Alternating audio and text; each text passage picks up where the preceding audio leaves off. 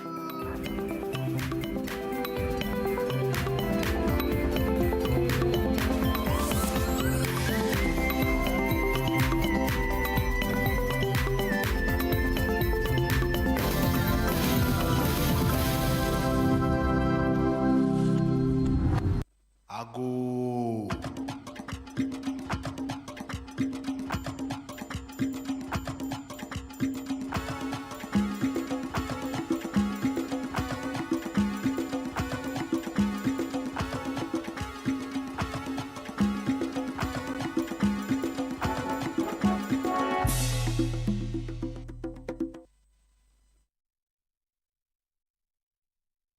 Hello, good morning, and welcome to Breakfast Daily right here on Channel One TV. My name is Jude Duncan. On the show, we bring you the big news headlines, we delve into it, and we get our guests, usually expert opinions on the matter.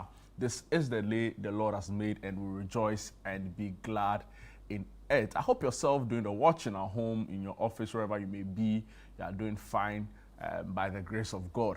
Of course, as always, when we start off the show, we remind you of some of the amazing things happening, maybe here at Channel One TV, and of course, some other new developments. Of course, we also delve into the big newspaper headlines, and we bring you some of the stories. And of course, later on, my partner will join me on the show to review these stories. So, again, by way of information, we want to remind you that our Heritage Month is ongoing. It's a whole month-long celebration of our unique tradition, of our culture, of everything that makes us proudly Ghanaian.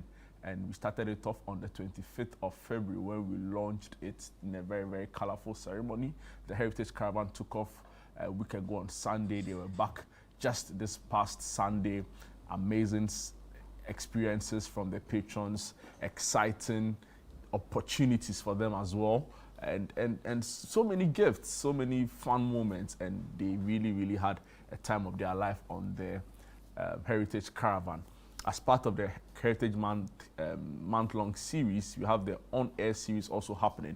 These are perfectly curated conversations on our traditions, on our history, on our food, on our music, on everything Ghana, right? And it takes place every Monday to Thursday at 10 a.m. on TV and at 9 a.m. on the City Breakfast Show with Bernard and the team.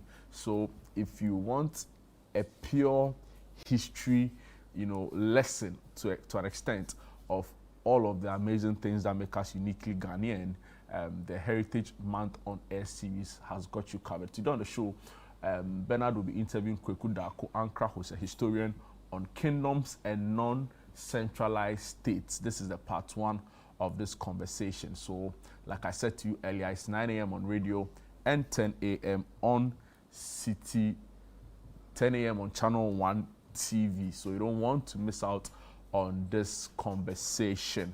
We'll move on the conversation. I'd also want to remind you that the Back to Your Village Food Festival is happening later this month. Is the best culinary experience, is the best or the biggest food fair.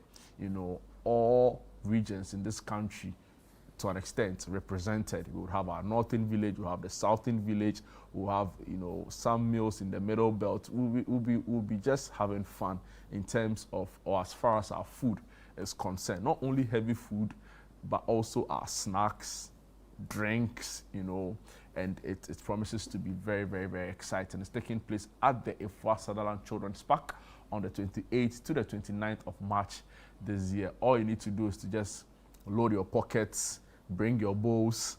For those who want to take food home, of course, we'll make arrangements for eating spaces,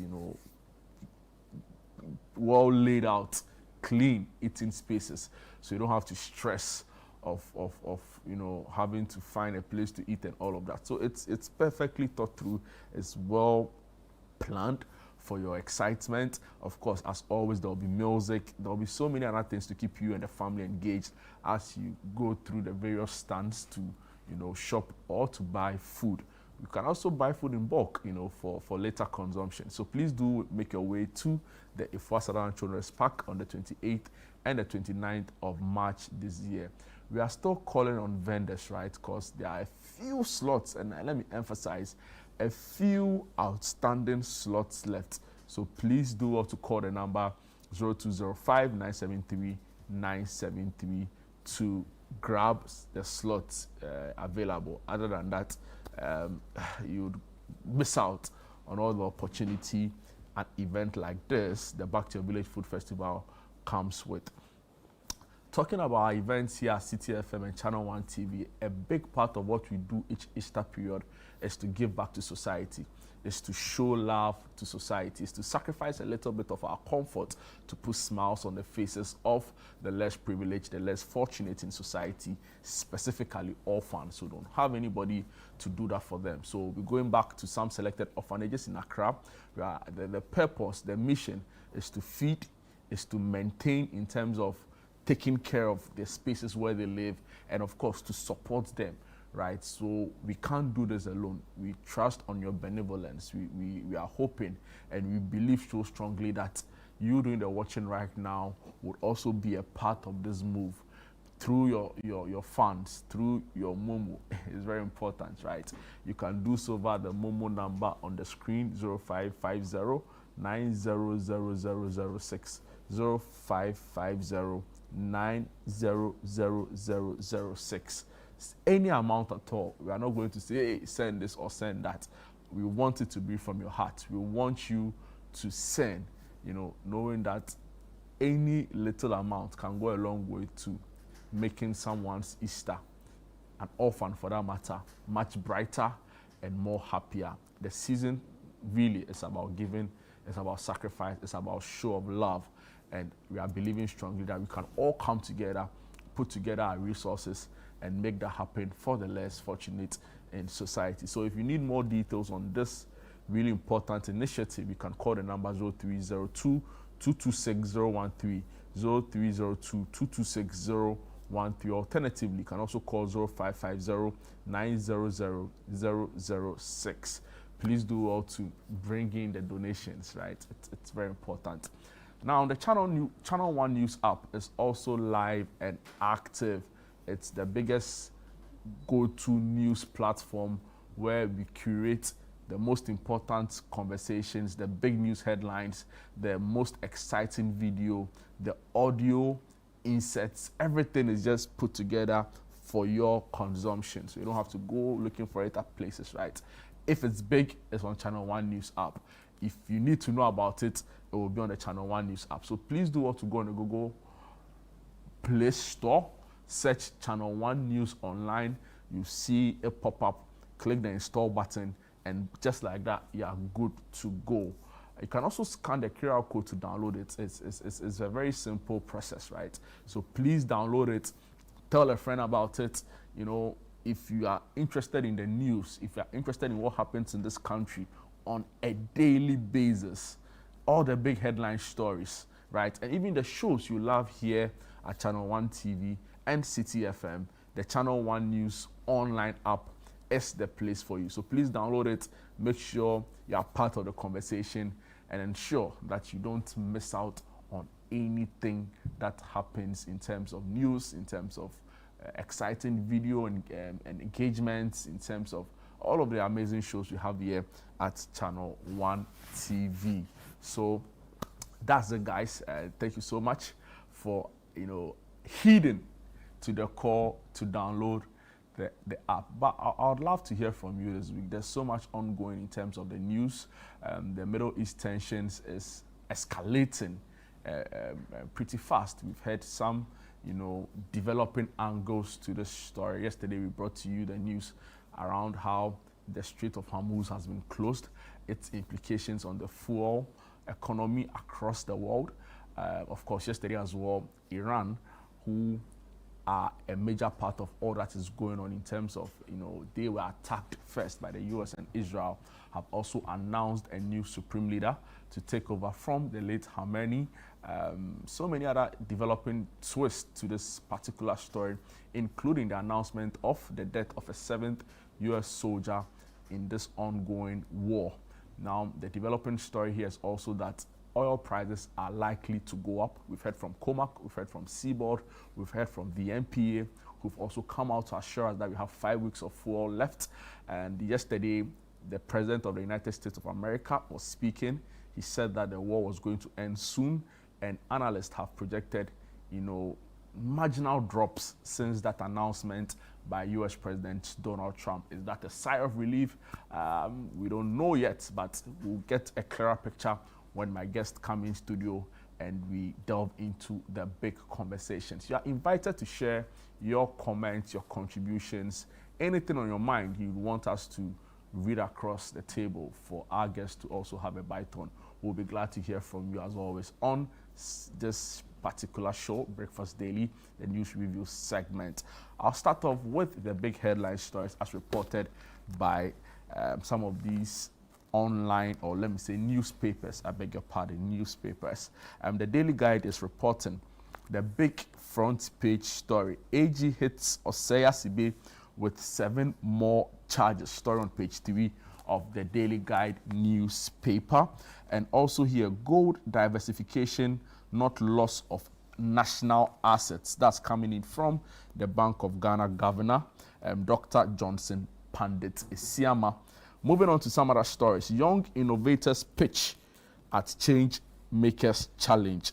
Story on page 6 of the Daily Guide newspaper comes along with a photograph of Akosua Menu, former MPP parliamentary candidate for the Adenta constituency.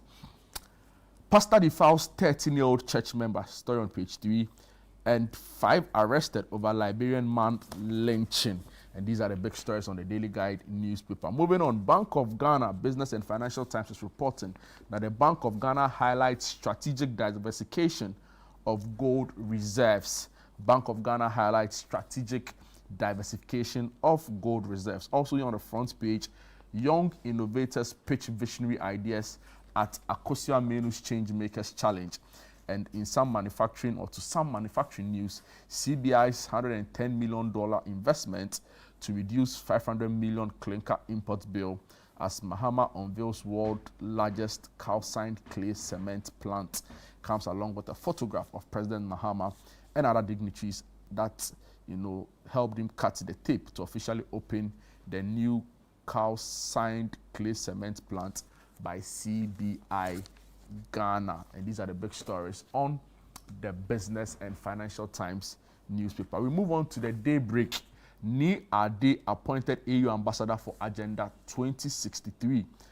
Ni Ade appointed AU ambassador for Agenda 2063. Godrich Ankra Ni Ade. The story comes with his photograph. Also here on the front page, any rapture at Vip's Corner. Professor Jenano Pokwajiman is picture accompanying the story.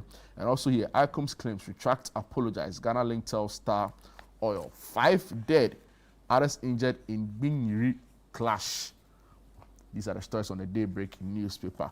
The Chronicle newspaper today, the message they have for us is Proverbs 21 verse 5. It says, the plans of the diligent lead to profit. The plans of the diligent lead to profit. Now, the big headline story they have here, BOG rolls out another robust strategy, domestic securities and foreign reserve assets to be reinvested upon maturity. Also on the front page, 155 diasporan Africans granted Ghanaian citizenship. Comes with a photograph of the Interior Minister Muntaka and the Vice President at the ceremony. And to some other stories, Gifty Owari files another application seeking to stay proceedings, and the story says until. So we'll have to find out more from the Chronicle newspaper. The Insight newspaper reviewed Britain's role in attacks on Cyprus, Venezuela, and Iran. Also here on the front page, Bank of Ghana's 17 billion stabilization effort drives inflation down to 3.3%, and that's from the governor, Dr. Isiama. Kwesi Pratt mourns with Iran signs book of condolence over U.S.-Israel killing of Ayatollah Khamenei. Also here, race for aid Ghana country director, Imam Muta Wakil Abubakari, honored by GES and Tolon District Assembly. And also on the page finally, Parliament pushes for ecocide law as MPs rally to protect Ghana's environment. The Economy Times, Ghana's banking sector remains solid as inflation plummets to a record 3.3%. And 5G digital telecom services commence in Ghana, but competition now inevitable. Ex-Cocoa Board boss to face scrutiny in 32.9 billion liabilities and snapping audit queries. And finally here, the New Republic, fuel supply line secure, but price storm gathers. Story on page 3. NDC chases gold boss women of valor as grassroots spits fire on Hilton Park Lane show. And also here, Deborah reveals NDC MPP bloodlines. Custom gets tough on transit trade. Esiama makes case for gold sale to Parliament. And these are the big stories on the newspaper, as far as the newspapers are concerned. Let me take you to some online portal, right? Because City Newsroom, there's a lot ongoing as well online. The City Newsroom is reporting that, yes, so the big story here on citynewsroom.com, building bonds beyond politics key to Ghana's progress. That's coming in from the Chief of Staff, Julius Deborah. Also here, Bank of Ghana will stick to data-driven policy to stabilize economy, and SIM registration alone won't stop fraud. That's from the Telecoms Chamber CEO. Baba Jamal to be sworn in as Ayawaso East MP. Senyo Hosi, who's an economic policy analyst and very recently was the managing director of Seaboard, has said Ghana is not at an immediate risk of fuel shortage. Moving on, NCA, the same re-registration to correct anomalies. Motorway expansion, engineers consider alternative routes to ease Tetekwashi gridlock. Telcos could face sanctions over call quality failures. That's from the NCA. Yesterday, their Director General, Engineer Edmond Urenchi Fiankun, was on the point of view with Bernard Avle. That particular conversation is up on Channel 1 TV's YouTube channel. You can go there and watch for yourself fallouts from that conversation. MP chases out Suesco headmistress.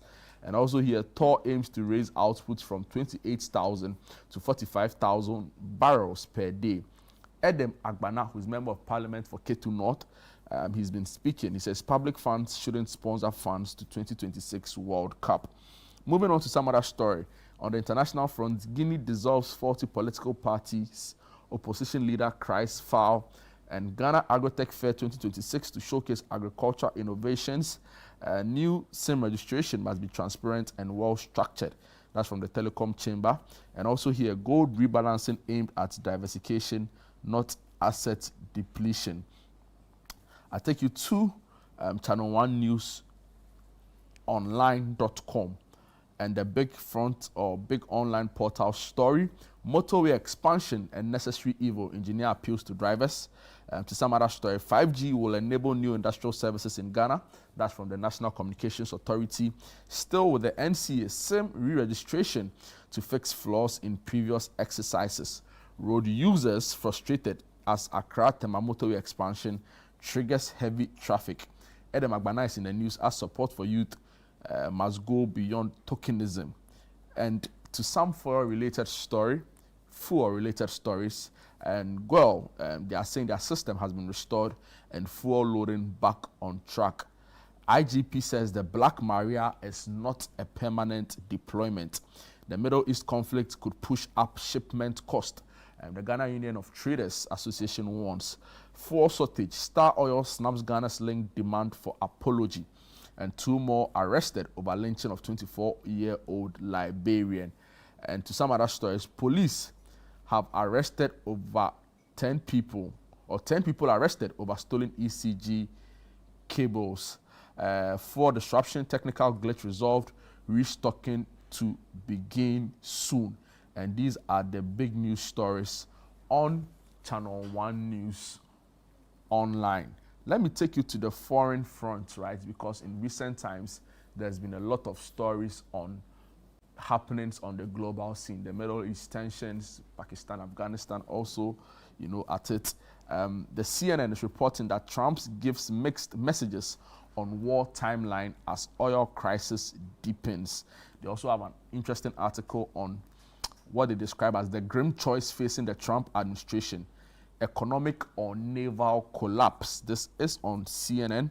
Moving on to some other stories. Lebanon calls for direct talks with Israel, accuses Hezbollah of betraying country. Some other stories, but still on the ongoing Middle East war. U.S. Tomahawk struck Iranian base next to school, destroyed in deadly attack. Video appears to confirm. And Trump wanted India off Russian oil. His war with Iran is now undermining that goal. And that's an interesting analysis of the ongoing motives behind the war. Trump contradicts himself on Iran repeatedly in just few hours. And they have another article on why, or an analysis of a sort of why the US stock market may have been right about Iran all along. And their correspondent, who is in Tehran at the moment covering their election, had an interview with the foreign policy advisor to the Iranian president. And he said that there's no room for diplomacy. Senior Iranian official tells CNN, and these are the big stories on CNN. I'll probably just end with the BBC as well. Just bring you some of the headlines they've been reporting on, in terms of global news. Oil prices dip as Trump says Iran war is ahead of schedule and will end, in quotes, very soon. This is the BBC reporting. To some other stories, rising prices, mixed messages. Iran war is fraught with political risks for Trump. U.S. missile hit military base near Iran. School video analysis show Iran's new leader has never been tested. He now faces an existential battle. And this is an interesting article. 5 Iranian footballers granted Australian visas after anthem protest. And moving on to some other stories and articles. Why China is set to approve a new law promoting ethnic unity. The UK MPs reject call for under 16 social media ban, and 2 men charged with terror offenses after homemade bomb thrown outside New York City's mayor's home. China exports surge in first 2 months of the year despite Trump's tariff. And finally, Istanbul mayor on trial for corruption charges. And these are the big stories on the international front.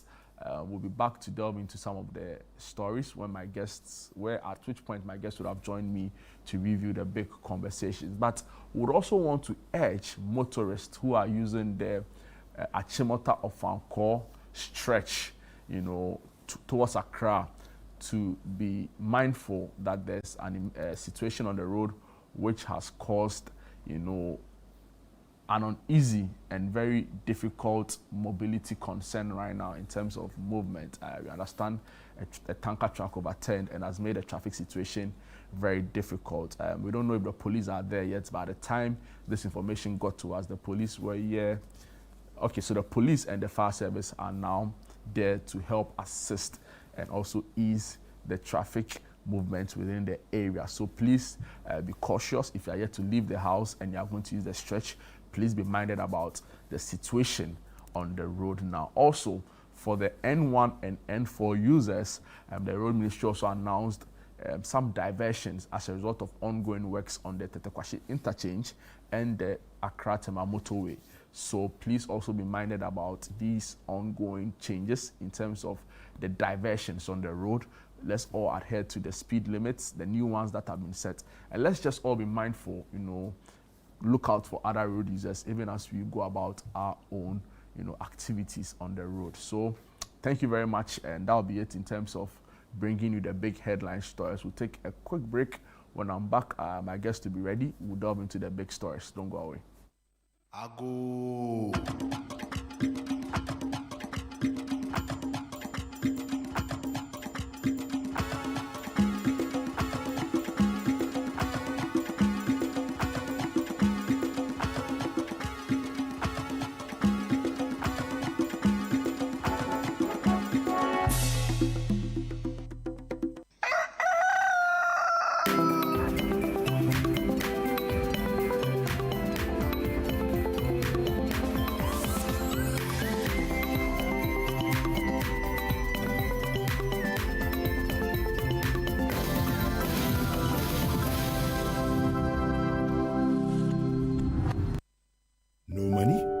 No connections and no support? Can you really build something from nothing? This week on Lifeline, we're talking about how to start with nothing. Join Bishop Fred Kranche Mensah and his guest, Professor Joseph Asafo-Addo, as they discuss practical steps, relatable stories, and the mindset you need to begin even when you feel unprepared or broken due to setbacks. Welcome to Lifeline. I'm your host, Fred Kranche Mensah. I'm excited that you have joined us today. What does it really mean to start all over with nothing? Looking at it from the financial point of view, looking at it from the social point of view, and then also looking at it from the psychological point of view. That's a very interesting question, and thanks for that. And it is at the heart of the human condition. It is to say, another way of stating that is to say that you can come to a certain stage in life where you have sunk so deep into abject poverty. Poverty at all life, at all sides. And some will call it multi-dimensional poverty. Lifeline airs every Tuesday and Thursday at 10 p.m. only on Channel 1 TV.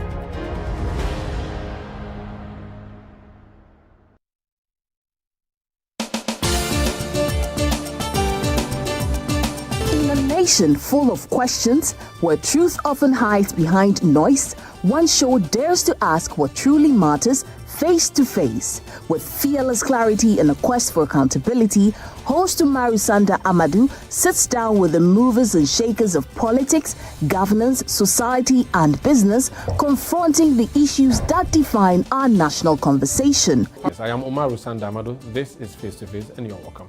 I say very often on the floor of Parliament that when we were in government, we got some things right, we got some things wrong. Are you still planning to go to Parliament, or you want to look at National Party office position? No, I'll be going back to Parliament. There's an unfinished business which I need to do. Sports has three legs: development, management, and promotion. Disintegration is extreme. We do not wish that even on your worst enemy. Every Tuesday at 9 p.m., join Umaru Sanda Amadou on Face to Face as he digs deeper, challenges power, and reveals the stories shaping Ghana's future. Only on Channel 1 TV. Sweden Secondary School invites all alumni and stakeholders to the 67th anniversary and homecoming celebrations. It's happening from Friday the 20th of March to Sunday the 22nd of March 2026. On Friday, How I Got There, 9 a.m. to 12 noon. Year groups check-in and roll call. Gary Sokins competition. Cadet course ceremony from 2 p.m. to 4 p.m. All students convoy. Drive to Swesco, 4 p.m. to 6 p.m. Candlelight procession from 6 p.m. to 7 p.m. Welcome cocktail with alumni and staff of the school. Meet and greet with Kompa Band performing live at the forecourt of the school complex from 7 p.m. to 10 p.m. Saturday, speech and prize giving day from 8 a.m. to 1:30 p.m. All year groups lunch from 2 p.m. to 4 p.m. Alumni dance party from 6 p.m. to 10 p.m. On Sunday, anniversary Thanksgiving service at 8 a.m. A great opportunity to reconnect with your old mates. Contact your year group president now. Semper Cum Optimus, always with the best. On this happy trip back.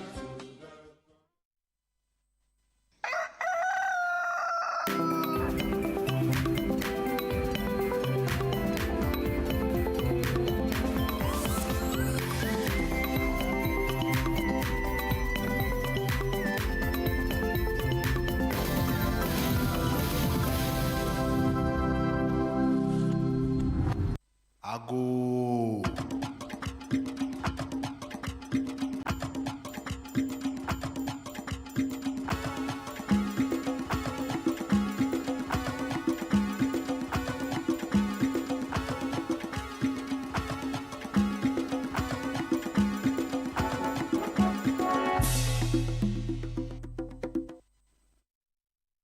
Yeah, welcome back. This is Breakfast Daily. My name is Jude Duncan. We'll move on the conversation after bringing you the headlines. It's now time to delve into what the stories really are. Go behind the headlines and bring you some insights to the conversations. We'll start off with the National Service Authority, right? They've been in the news a lot. I'm referring to the previous handlers under the erstwhile New Patriotic Party administration. Yesterday was a busy day in court for them. The Daily Guide newspaper is reporting that on the NSA scandal, the Attorney General hits Osei Asibe with 7 more charges, and also Gifty Owari has been opposing the witness list order. So I'll just read excerpts of the story, then I'll get my guest to respond to some of the issues being raised. So the National Service Authority scandal, AG hits Osei Asibe with 7 more charges. Story by Jibril Abdul Razak. The Attorney General has increased the charges against the embattled former Executive Director of the National Service Authority, Osei Asibe, with 7 new charges, bringing the total to 21, following an amendment to the charge sheet. Mr. Asibe Entry, who is now being accused of stealing from the state during his tenure at the NSA, as well as causing financial loss to the state, all totaling in excess of 500 million Ghana cedis between August 2021 and February 2025. The former Chief Executive Officer of the Kumasi Metropolitan Assembly has been charged with 6 counts of causing financial loss to the state, 9 counts of stealing, 1 count of money laundering, and 5 counts of improper payments of public funds. He pleaded guilty to all the charges, and his lawyers prayed the court to grant him bail pending trial. So the story goes on and on and on. And the deputy director, they serve together. Story by Jibril Abdul Razak, and the headline is Gifty Owari opposes witness list order. So the former executive deputy director of the National Service Authority, Gifty Owari Mensah, has asked the High Court in Accra, trying her for causing financial loss to the state, to stay proceedings as she pursues an interlocutory appeal against its order on her to file a list of names and addresses of witnesses she will call in defense should the need arise. According to her, this order, which was given pursuant to the practice direction on the case management, is inconsistent with the provisions of the 1992 Constitution, which presumes her innocent until proven guilty. The story goes on to say her lawyer, Gary Nimakom Mafo, who moved the motion before the court yesterday, argued that a constitutional presumption of innocence, as provided in Article 9(2)(c) of the 1992 Constitution, is sacrosanct and cannot be ignored. So these are the big stories. Of course, during last week Friday's State of the Nation address, we also heard the president on oral. We do know that this case is one of the key cases under government's Operation Recover or Loot flagship anti-corruption drive, you can say. And so we'll be following keenly, and my guest would help me do that. I have joining me in studio the former Member of Parliament for Anya Sotum, Dr. Dixon Adomakon. Good morning, Doc, and welcome to Breakfast Daily. Good morning, and thanks for having me. I hope you are well. I'm doing very well, thanks to good sleep. You know, you're looking hale and hearty, really, and I'm grateful that you could join us. Yeah. Right, so the big conversation, oral, it's something a lot of members of your party have come out to speak on. In fact, I've heard John Boydu even say, a former general secretary of your party, say that after over 14 months in government, the administration is yet to even recover 100 cedis, right? And we had concerns about how 21 billion, was mentioned as part of the initial analysis of the very first committee for, involving the likes of Dom Levo, Martin Pebu, now the Foreign Affairs Minister, Kujeto Ablakwa. What will be your initial reactions to the ongoing developments on the National Service Authority scandal? Well, first of all, let me admit that any of these scandals are troubling for democracy as a whole. And considering the Financial Management Act that was passed during the Nana Addo Dankwa Akufo-Addo administration, it's a bit surprising that such accusations can be leveled against people, and more importantly, I think that based on past events, I'm very skeptical when scandals are raised. And I've always been citing the Airbus situation where we thought we were hanging the former president, then former president, and now president of the country. And I think that is unfortunate how he was, you know, labeled as guilty. And then eventually news broke out on many fronts that what we thought was not the case.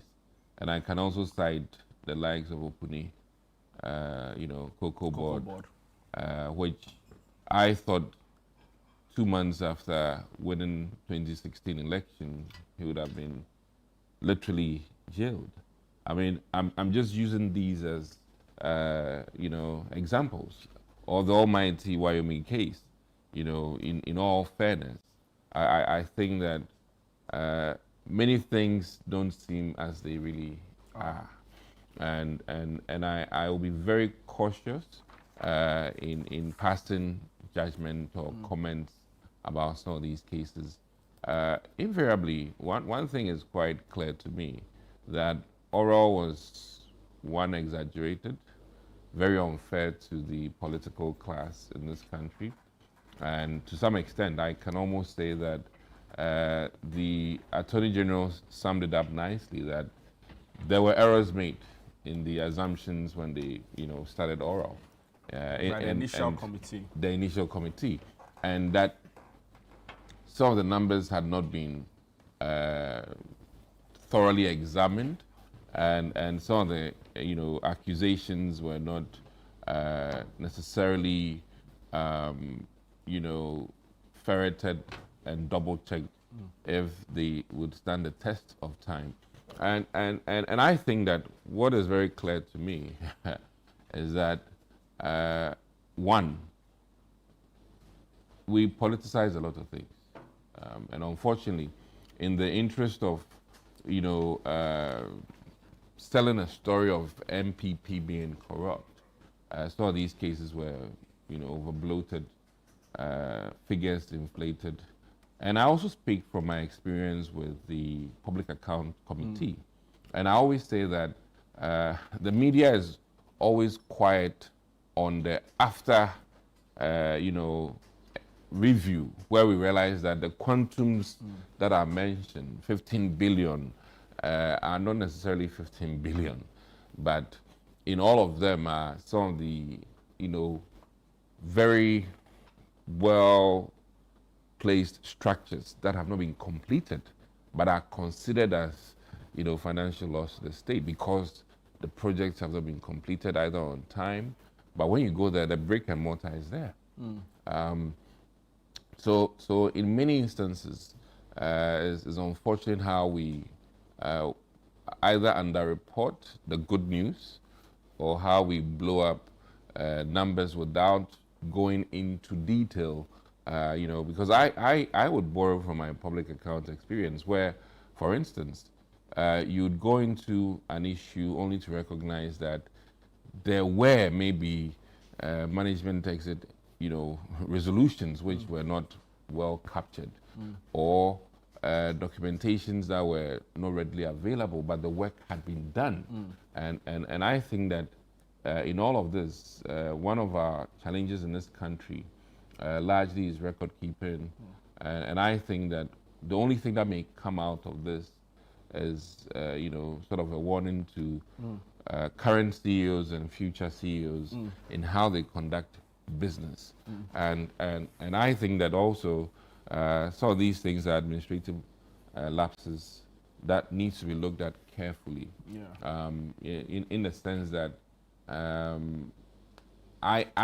a few that I had heard, you know, were not necessarily lost to the state, but, you know, sometimes, I mean, single sourcing, but the work was actually done. So it's a bit, some are technical in nature, but overall, I think that when it's all done, we will either come to that realization that, listen, they may have either overbought, in some instances, actual properties of the NSS, or somebody feels that maybe some of the softwares were overly charged, as in the case of like the Ghana Health Services, and in fact, I don't want to be difficult, but I think that National Service Secretariat, whether in NPP or NDC times, have always been. The ghost names issue has I mean, been it's around always for some been time. there, and I would plead with the NDC. I remember some other characters in the NDC in the 2000s and 2012-ish were also hanged for wrong reasons. When eventually, I remember, I think the Domiabra former MP, what's her name? A beautiful woman, Sufaya.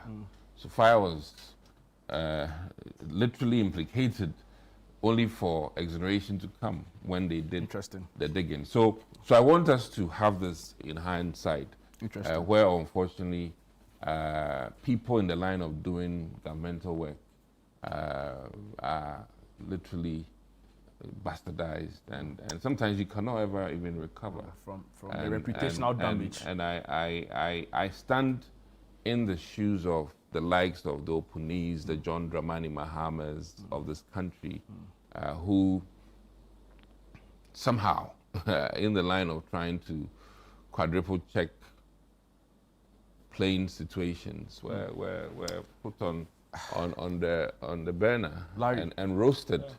Good morning. Roasted, and shall I say, charred. Thank you very much, Doc. Burnt. Amazing. Yeah. Welcome to the show, Larry Dogbe. He's the editor for the Herald newspaper. Dr. Dixon Adomako raises interesting points. He says sometimes it's not really as it is in terms of what is reported in the news, and that sometimes you also need to hasten slowly, even as justice or the wheels of justice grinds. In fact, it was the president who said that, he quoted Atamios and said that indeed the wheels grind, but it takes time, you know. The president also on Friday announced during the State of the Nation that 600 million Ghana cedis had been recovered. He also mentioned that 29 luxury vehicles had also been seized upon investigation, clearly to point to the fact that some work is being done. What will be your assessment of the Operation Recover All Loot flagship promise by the NDC? Thank you. Sorry, I almost lost my voice. But did the president mention that it was the recovery is from politicians? He didn't specify where the money is coming from. Okay, how about the luxury cars? I don't think he gave the details of that either as well. Yeah. Okay. I mean, it's revealing. Okay. Sometimes State of the Nation addresses, they only state, some of these points without going into details as to whether or not it was recovered from you, me, or him. So we... Certainly not me, please. Well noted. So then we would have to, maybe as journalists, we would have to go and be seeking for the details as to who did what, when and how. So, I mean, I will want to leave it at that. But I'm mindful of the fact that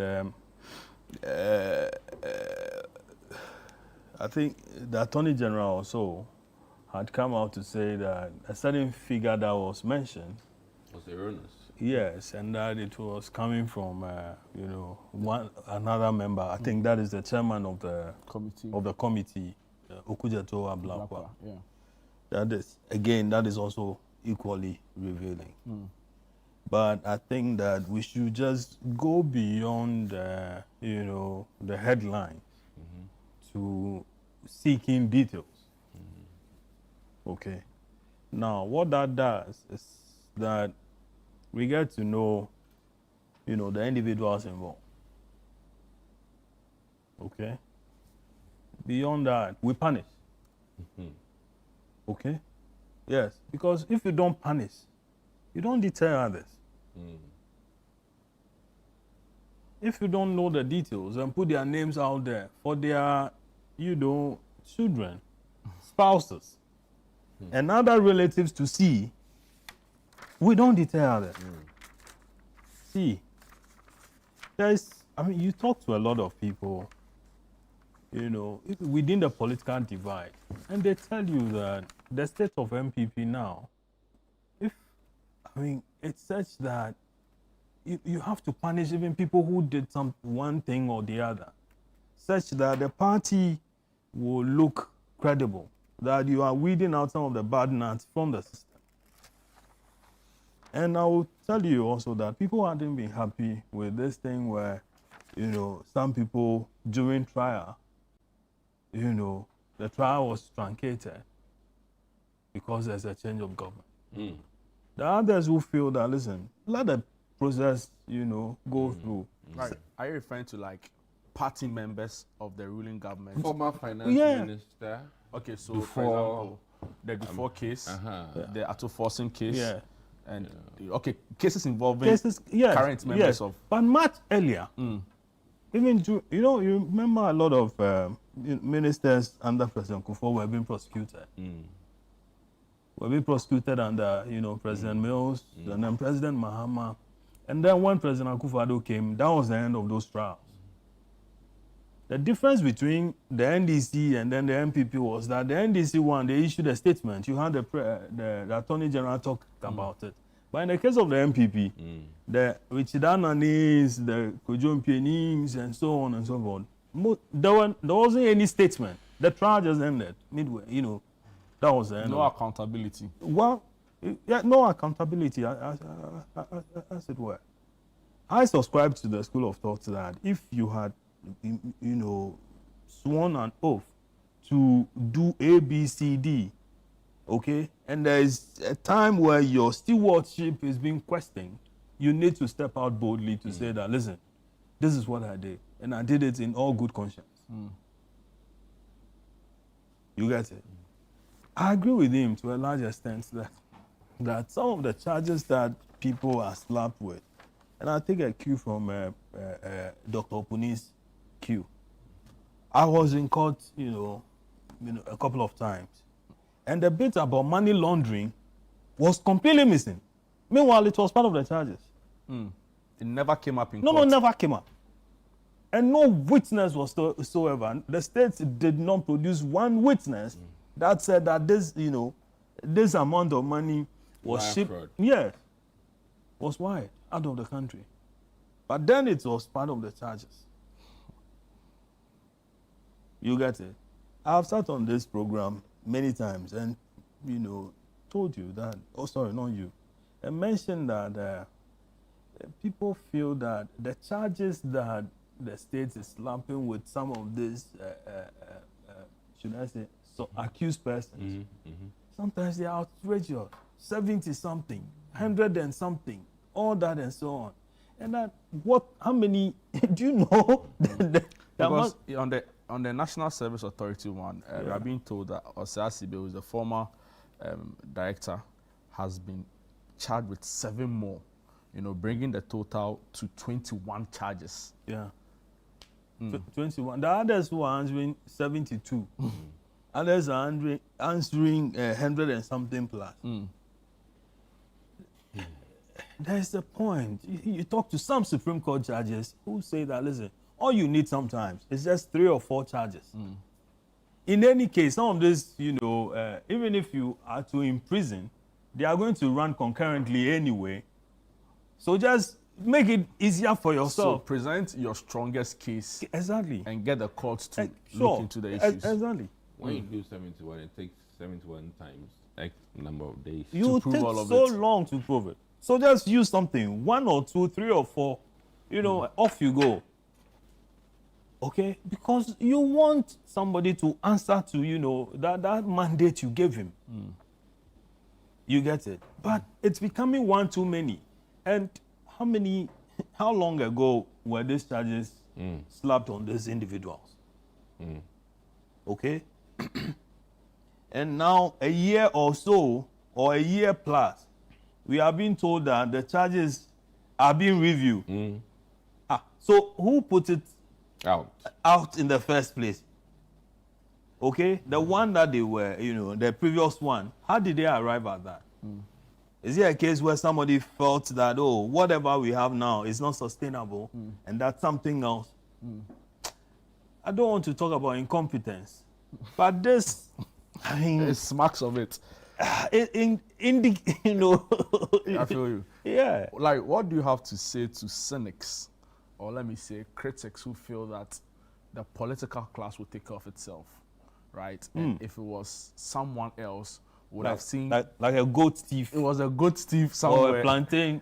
I saw plantain stealer. We reviewed a story in one of the newspapers, I think last week, where a bushmeat hunter had been jailed for entering into unapproved areas in some forests, right? But we see what's happening with regards to Galamsey. No, but that's not to say that there's no punishment for that. There's a punishment for that. And once it's unlawful, it's unlawful. But the point is that the extent of damage by a Galamsey and that of a bushmeat hunter, and to think that the court would go through the whole process, give judgment, and we are yet to see any kingpin, properly jailed, so to speak. What do you have to say to cynics who feel the judicial or justice delivery also need to take out the responsibility? So, I mean, in the case of the hunter, I mean, that was just an example. That's an offense. And then the Galamsey guy is also an offense. And they carry various weights. But some are more, they are, all are not the same. Oh, well, once it's an offense, it's an offense. They might not be, they might not be the same. I wanted to, just... When is not your time? No, I just wanted to say that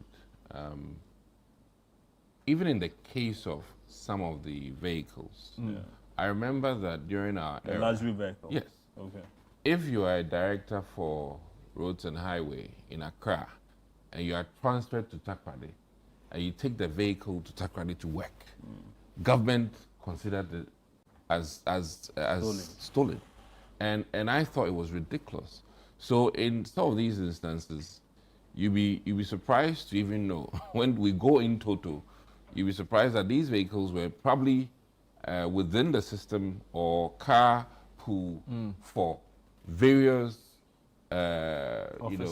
offices, and has been, as it is, labeled as stolen.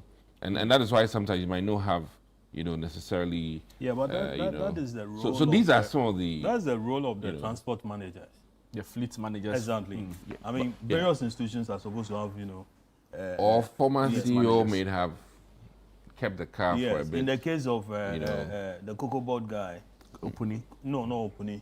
I hear Opuni, he handed over his car straight up, even though he was to buy it. He said he wasn't interested, so he handed it over.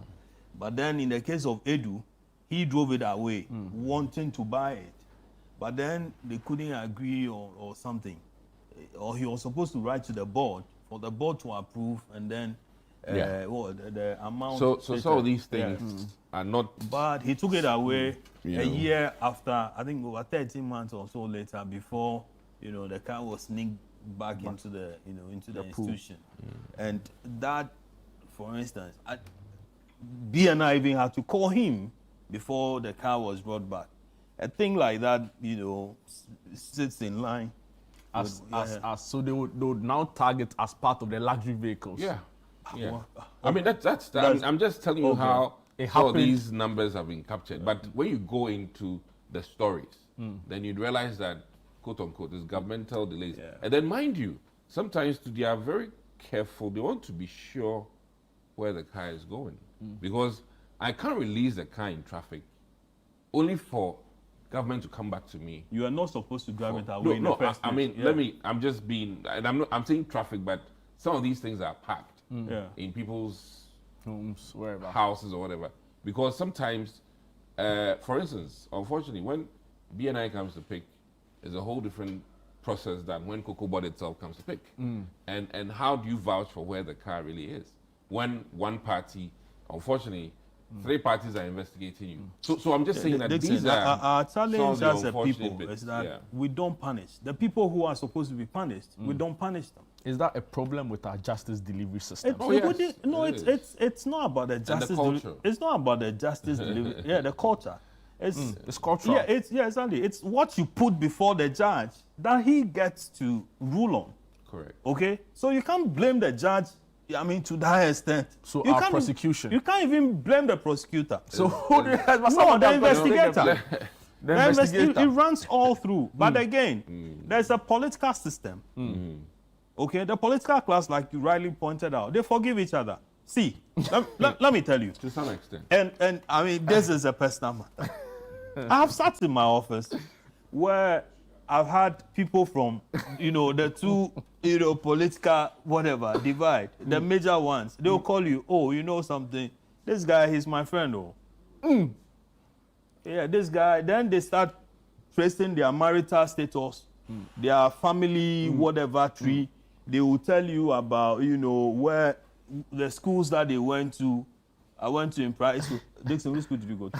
St. Peter's. Okay, sure. In Kotia, he went to St. Peter's. Like the chief of staff and the former president's son. Julius Deborah said that he was a school father to former Kofi President Kufuor. Kufuor's son. Yeah. Is that the kind of relationships you are talking I about? mean, relationships run deep.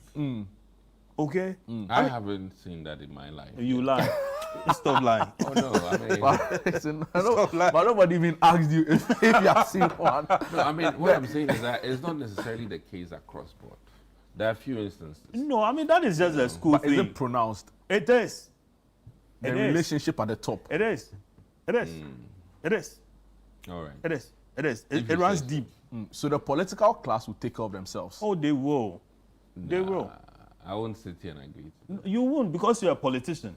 I feel Markin is crying that in opposition, people he called before are not picking his calls. So let me tell you. No, that he it's says not business necessarily so. people. He says business But people. I mean, No, he says business people. Not just business. He says business people. He didn't say the political, You almost want me to tell you stories of being. If you have the story, you can say. You want me to tell you stories. People, the story, you can say. People you could have breakfast with. Yeah. Now you can't reach them. Why? Okay, so when you say that the political class takes And these care are of themselves- politicians you are talking about. Yeah, I mean, you know But- my passport situation. I think I've told you before. No, you haven't. Okay, I don't know. I don't know. No, I'm just saying that it's not necessarily the case. No, I mean, Trust see, me. well, say that to yourself. Trust But me. listen, Trust me. from I'm telling you that listen, they could call to beg for each other. Okay, they could call to beg for each other. But They could even, trace it even to the football teams that they support, and tell you that listen, we are connected one way or the other. I mean, to a point where even church pastors would even intervene. There's a certain nana in this country, and when that nana calls, begging for an individual, you are in trouble. You need to forgive. But that is not church. That is traditional. Oh, I'm just telling you about the link. Okay. Oh. Okay. I'm just telling you about the link and how deep it runs. Okay. Okay, where people are helpless. People are helpless. You get it? And the ordinary person doesn't get the same privileges. Sometimes it's not about who you know or is it whom you know. It's who knows you. Yeah, who knows you. Like your point has been well made. I'll give Lamtic the final word. Welcome to the show. I love your smoke, by the way. Very beautiful. It's not Wednesday though, but it's okay. Yeah. And the colors are We're interesting. okay with it. The colors are interesting. Good morning to you and good morning to your listeners. Amazing. I can't wait for Wednesdays. So my Wednesday starts on a Tuesday. Yeah. I like that. Lamtic, you have the final word. We are discussing oral. Yes. Actually, the National Service Authority scandal. Oral dominated the conversation, and rightly so. I don't know what your thoughts are. Have we seen enough from government 14 months into the flagship anti-corruption, campaign promise? Well, I must admit that to some extent, expectations were very high as far as oral is concerned. And there was an impression that we created in the minds of people that immediately the government takes over, we'll see active prosecution and some in fact, sentencing and people going to jail by now and being punished. And don't forget that oral is not just about punishment, also about recovering the loot. Yeah. And so expect that the amounts of that was put out there by now would have been recovering some amount of money out, but unfortunately we are not seeing it. But that also because we do not take into consideration certain systematic bottlenecks that we need to take care of. I mean, you can't just go arrest people, take them to court the next day, and then the next following day they find themselves in in Nsawam. Naturally, they have to go through processes. Nsawam resonates better than Ankafo. So yeah, and so you naturally would expect that some people would, and because most people don't understand the legal processes very well, they think that, oh no, once you say you have evidence, then it means the next day you should find people in jail, and the next moment you should be recovering some monies. It takes time, it takes processes. Don't forget that the initial committee work is not an investigative process that can lead to prosecution. The evidence and the whatever was derived are what you may call leaks that will lead you into getting concrete evidence that can stand the test of prosecution. Perhaps, yes. And some of them too are based on perceptions and what have been heard. Now, the investigation will rather unravel what can lead to prosecution and possibly what can help the Attorney General to derive some amount of recoveries of what has been perceived as looted. And so we expect that some bottlenecks will face some bottlenecks. But as it stands now, I can have some glimpse of hope that the Attorney General is up and doing. I mean, we've seen some bills being sent to Parliament, particularly in respect of the tribunals, that they're bringing back the tribunals, which will perhaps be quicker and faster and dedicated to particularly prosecution of some of these cases. Oh yes, it has to always be in the future. No, but respective inspect of crimes that are alleged to have been committed. Don't forget that the tribunal is not set up as the basis to establish crime. It is a forum for the prosecution of crimes that is alleged to have been committed.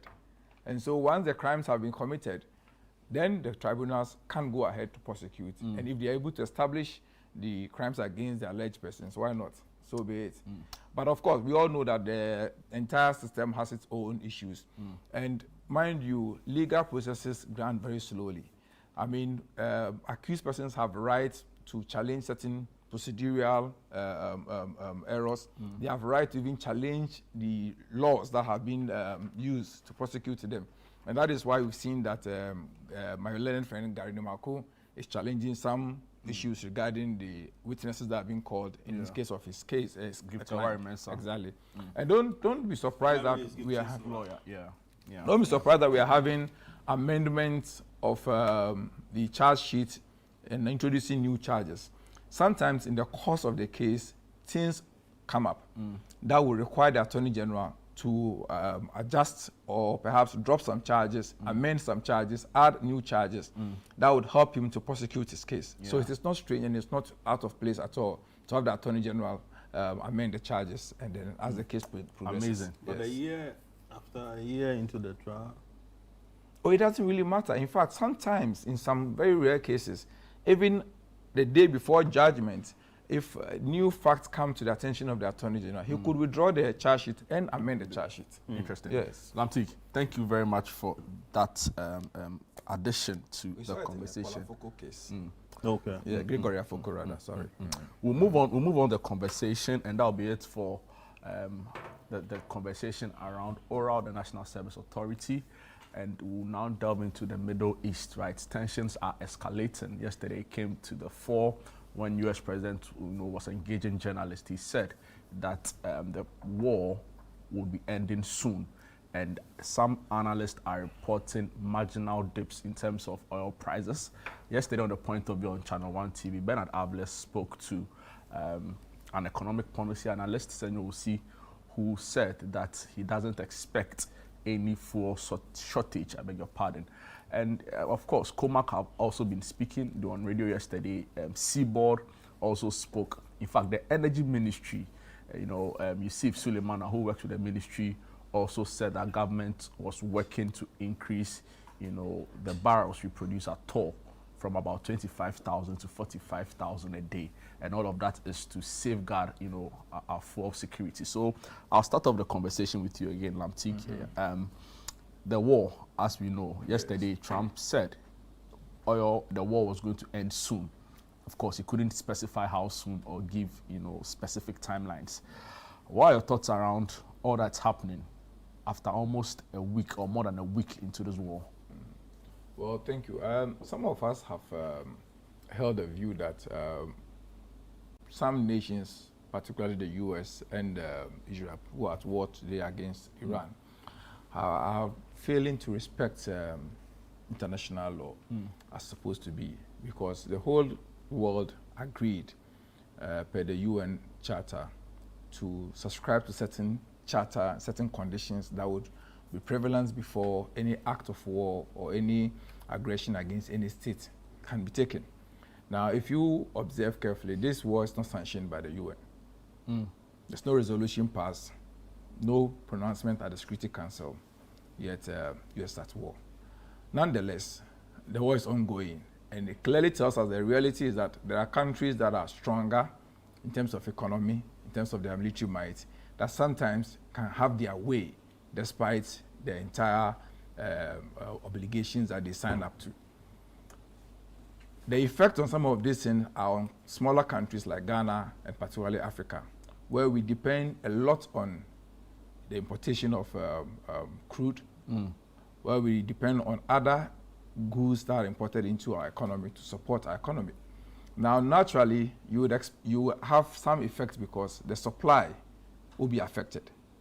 We will not have adequate supply because of the war, and particularly matters happening in the Middle East. What I am quite worried about is that it appears we on this side are raising the anxiety and whipping up public sentiment of a likely increment. And we are not careful, we may also create problems for people who have goods that they intend to sell, but we rather hoard it now, anticipating a price increase, and then would now put it out when the prices go up. What that may happen is that there will be an artificial shortage caused by that perception of likely increase. They are going to increase fuel here and there, and we have these speculations going on. I mean, it is right for people to anticipate some increment because of what is happening in the Middle East, which is fair. But the continuous heightened discussions about it and some unnecessary speculations is creating some uncertainty. I mean, I am happy that comments from Trump in the last 24 hours regarding the end to the war has rather brought the crude prices quickly back down again. I mean, we crossed the $100 mark. I think it's 93 now. And it has come down to 93. No, but it came down before the press conference. Really? Yeah, it came down. It came down. Yeah, it went to 100. Yes. And then started coming down before the press conference. Okay. Maybe the press conference. Yeah. I did observe, but I observed almost immediately after the press conference, it dropped down to 93. I mean, which also gives us comfort that our initial fear that prices will shoot up so high may not necessarily happen if the war will truly end soon, or at least gives us hope that we don't need to hoard. Let's continue to have hope. But it clearly also tells us that our economy is not entirely in our hands. We also suffer external factors. What did you say? Sorry. Leave me alone. No, but we suffer external factors. You should appreciate that. You should appreciate that. No opportunity. I know why you are driving us, but don't worry. You said plenty things, but our economy is not immune. Just mention Russia and Ukraine. Don't mind And you'll be fine. That's what you want me to say. Our economy is not immune from external factors. We are not an entirely independent, isolated We're not country. an island. We are not an island. Really? No, we are not. Okay. But I'm listening. there's an extent to which you can continuously blame the external mileage factors. doesn't matter. It matters. Oh, okay. It matters. I'm saying that there is an extent to which you can continuously blame external factors for what you ought to do in situations like this. I mean, we know that this, luckily for us, with what is happening in the Middle You East. now know or you know? We have always known. Always known. I'm trying to make a mass. Doc, let him make his point. Sorry. Yes, Lamtic. We've always known. No, We've always Lamtic, known. please. It is news. Listen to that's me. why, Listen sorry. to me and listen carefully. Why are you It is. trying to equalize? Don't mind him. Why are you trying to equalize? See, our ability to manage the economy now will be tested now that we are having some external shocks. These global shocks. Exactly. Oh. And that is when you will see the true ability of economic management as compared to what your government did during the Ukraine-Russian war, where you blamed everything on Ukraine-Russia. Even other countries were recovering. We still suffered under Ukraine-Russian war. Excuses. Thank you very much. Move away from it. Just have hope that the managers of the economy... I'm always hopeful. Oh, I'm glad you're hopeful. The managers of the economy are handling the world, and we anticipate better management going forward. Amazing. Yeah. Doc, your thoughts. Of course, in recent times, we've also seen some fears. Maybe, Larry, I'll come to you on the ICUMS, Gulf, Star Oil issues that have come up yesterday. But you largely agree with Lamtic on the need, of course, or not the shocks, but how we need to work together to ensure that we don't heighten the fear and also create unnecessary expectation. NPA says we have 5 weeks of reserve, but they're also looking at alternative, you know, and even now prices are coming down. So let's be hopeful rather than speculative. You know, what Lamtic is saying is that we should be responsible in how we manage the noise concerning fuel prices or oil prices so that it doesn't cause injury to the economy. I'm in support of that. Granted, another party was not responsible with regard to some of these things and came out rather in a way that it was affecting Ghana's economy. And I say this with the greatest of respect to the NDC. And today, I'm just amazed to hear even John Dramani Mahama, His Excellency, admit that some international events or activities can affect Ghana's economy.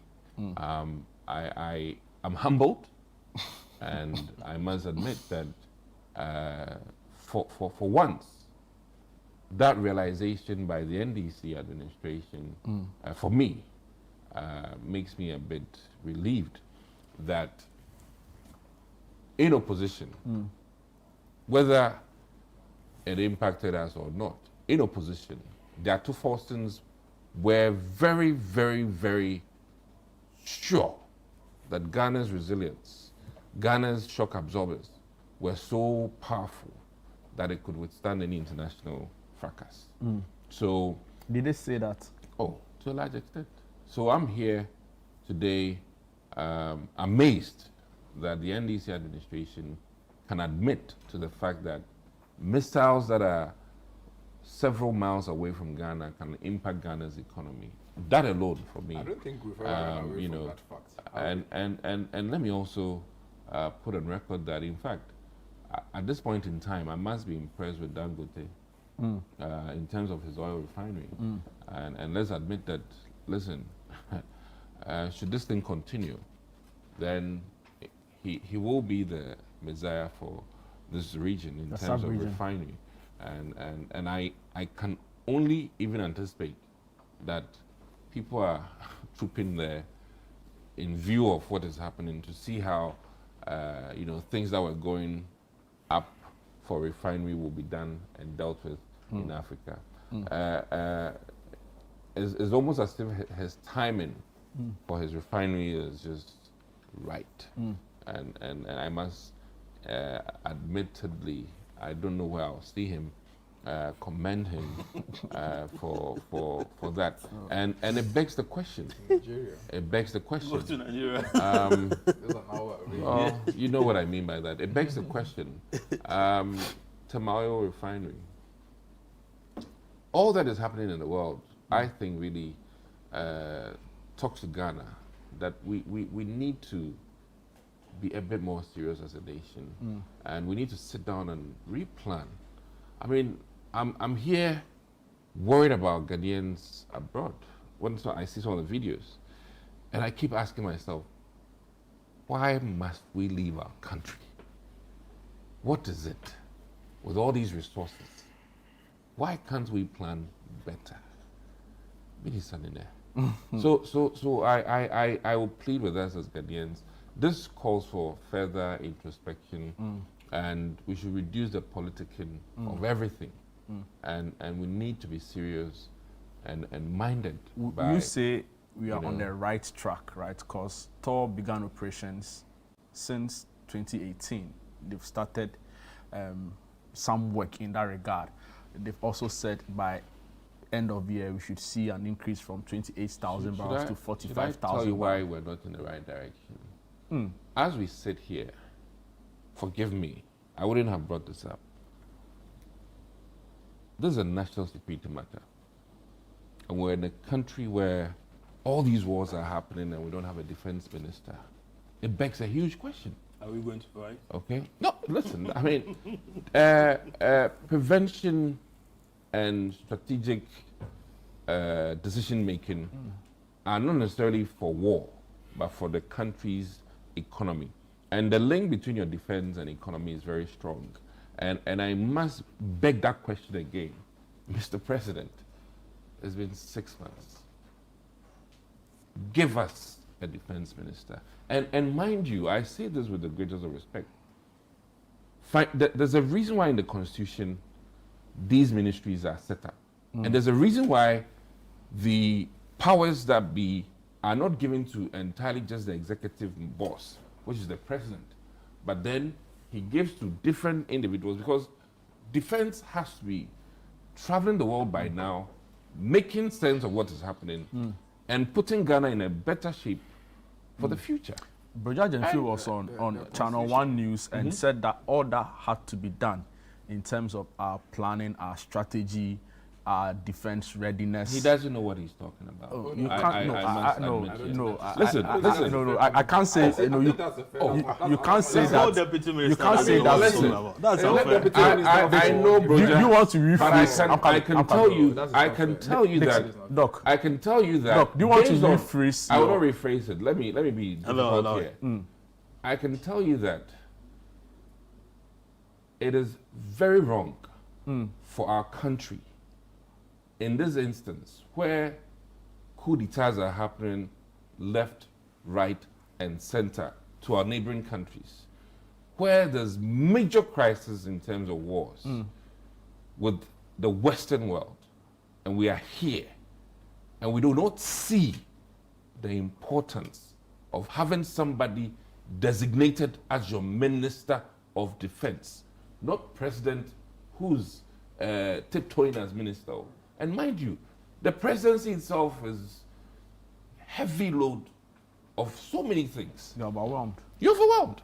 So please, Mr. President, with all due respect, let's skip this NDC internal wranglings. Give this country a defense minister. Because mind you, the defense minister talks to not just NDC. He needs to be briefed by even the opposition party, so that this country is always on the right footing. And I beg you, listen, you should be appreciating why the Constitution makes sure. Let me cite an example. You have 30 seconds 30 to do seconds. In the Americas, when Donald Trump wanted to stay in power, it was the military that told him that, Mr. President. The January 6th insurrection. Yes. They told him that we are here to defend the Constitution, not an individual. Should something happen in this country, who's your defense minister? General Miller. To put your president in check, please. I really think that. Does not put the president no, in check. I mean, I'm saying that there are so many factors. You see, I think that your call for a replacement of the defense minister is right. Thank you. But then let's be mindful. See, systems don't run on an individual. There are systems within the defense system that allows the system to run with or without the head. And mind you, there's someone who supervises that ministry. And if you appreciate the role of the ministries very well, the ministries are not operational. Ministries generally are policy makers, policy implementers, policy initiators. even with defense. I mean, come on, to some no extent. defense minister ever goes to the battlefield. No defense minister ever designed battle strategies. It is the generals. It is, yes, the generals and the heads of the various military arms are the ones who implement military decisions, who take up military decisions. What happens with ministry is that they provide policy directions, guide the technocrats in taking up those policy decisions, implementing them. The absence, Are you telling me that we don't need all the ministers? I never say we don't need them. I mean, and I appreciate this. I'm saying that the absence of the minister It's does troublesome. not take away It is it troublesome. doesn't make the entire ministry inactive and affect the day-to-day operations. See, It affects there it. is a deputy minister who is effectively on the ground, and I think your And your comment, there's an acting minister. exactly, and your comment The about him, authorities are not the same. your comment about him is very unfortunate. I think you should withdraw that. But that Which if one? you decide not Which to one? withdraw, I will not Which one? repeat it. Which one? I will not repeat it. But let me Oh, tell you, and I will not remind me. repeat it. I mean, it's Remind me. sinful to The do one in that. reference to Brojajo. Yeah, it's sinful to do that. I won't do that. But see, okay. Doc, are you minded to rephrase? Yes. Let me your- rephrase. Okay. My key point is that, listen, there are limitations to what a deputy minister of defense can do. Thank you very much. But I don't And there think he are also doesn't know limitations what he's to what about. the acting person can do by virtue of the time constraints on the Lamti, finance minister. Your clarification was well in place. Let me come So to you. give us a defense minister, please, Larry, Mr. President. Doc has brought out the security implications of this war, right? We're talking about it from a full point of view. He's raised security concerns. But I just want It's a you. national security matter. Thank you very much. I just want you to take us back to all that you've seen play out locally in recent times. Star Oil, Goil raising concerns around, some disruptions within the supply chain. ICOMs have also been mentioned. What's really happening, right? And is it a cause for alarm? Yeah, obviously, we all need to sit up. Okay. If the point about the people trying to create artificial shortages just to raise revenue, I mean, that is unfortunate. You get it. Prices. First of all, the commodity has to be around for the enjoyment of everyone. But if it's being, stifled along the, along the line, you have Goil talking, you have Star Oil also raising issues, and then the Comac also drawing our attention to a particular institution. That is the ICOM. Yeah. Exactly. Then somebody has to be, to be talking to us as to why we are getting that into that situation. Having said that, Dangote, Dixon mentioned, much as is the messiah in this, region, he's also having issues back in Nigeria. He's not getting the quantity of cargo that he's requiring, okay, to service the Nigerian market, and then service, other countries, especially Ghana and others. So I mean, we need something drastic has to be. Some rethinking. Okay, thank you. Let me use your word. So some rethinking has to be happening. Energy minister has to be talking. It doesn't, not necessarily defense minister. It's unfortunate that till now we don't have a defense minister. 6 months. We agree with Doc largely. I mean, Nobody is running away. nobody's running away from that. But we don't want it to look like it's Yeah. the ministry is redundant. And you don't want the But why do we hear more of the defense and less of the lands ministry? What the lands, exactly, not lands. Environment. Yeah, Sorry. ministry. Environment. Sorry. Well, they are using it for their own, their political. No, listen, yeah. I think, because with what is happening with Galamsey, Yeah. that should also be. it's even It's also equally important. The Galamsey issue, defense is also there. These guys are wielding weapons that In our fact, police, the police don't even have. the two, and may their soul rest in peace, perished because they were responding to a Galamsey call. The 8. The 8 of them. Yeah.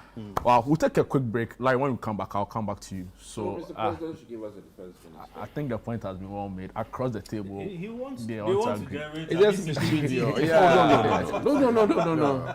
We'll go on a quick break. When we're back, there's a lot more right here on Breakfast Daily. Don't go away. Ago.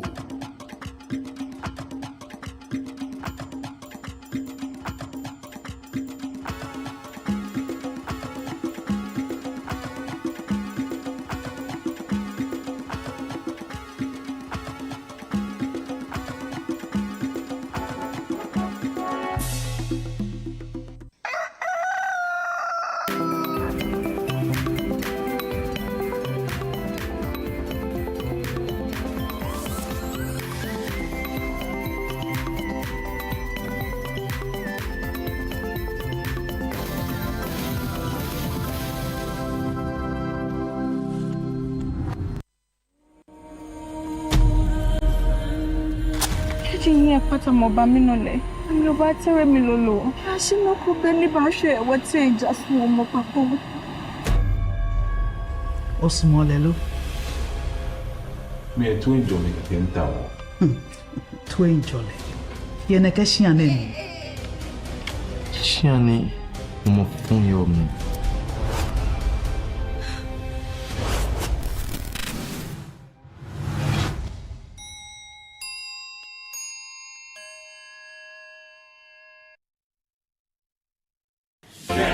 Are you ready to revolutionize the future of agriculture? The Ministry of Trade, Agribusiness and Industry, in partnership with the Ghana Exim Bank, proudly presents the Ghana Agrotech Fair 2026. The fair will feature exhibitions, market linkages, masterclasses, and workshops on climate-smart farming, digital tools, and export development. Join us at the Black Star Square from March 17 to March 19 at 9 a.m. each day. The President of the Republic, His Excellency John Dramani Mahama, will be assisted by the Minister for Trade, Agribusiness and Industry, the Honorable Elizabeth Ofosu-Adjare, and the Chief Executive of the Ghana Exim Bank, Honorable Sylvester Adina Mensah, to open the fair. Government agencies, agrotech firms, startups, farmers, financial institutions, and the general public are all welcome. To exhibit or for inquiries, call 0559 679326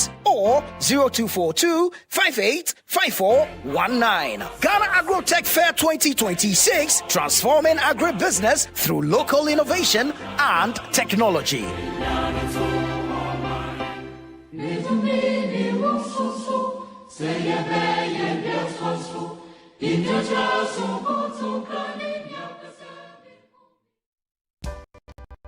In my line of work, a confident smile is everything. Kel Charcoal Toothpaste keeps me on top of my game and ensures my smile is always radiant and bright.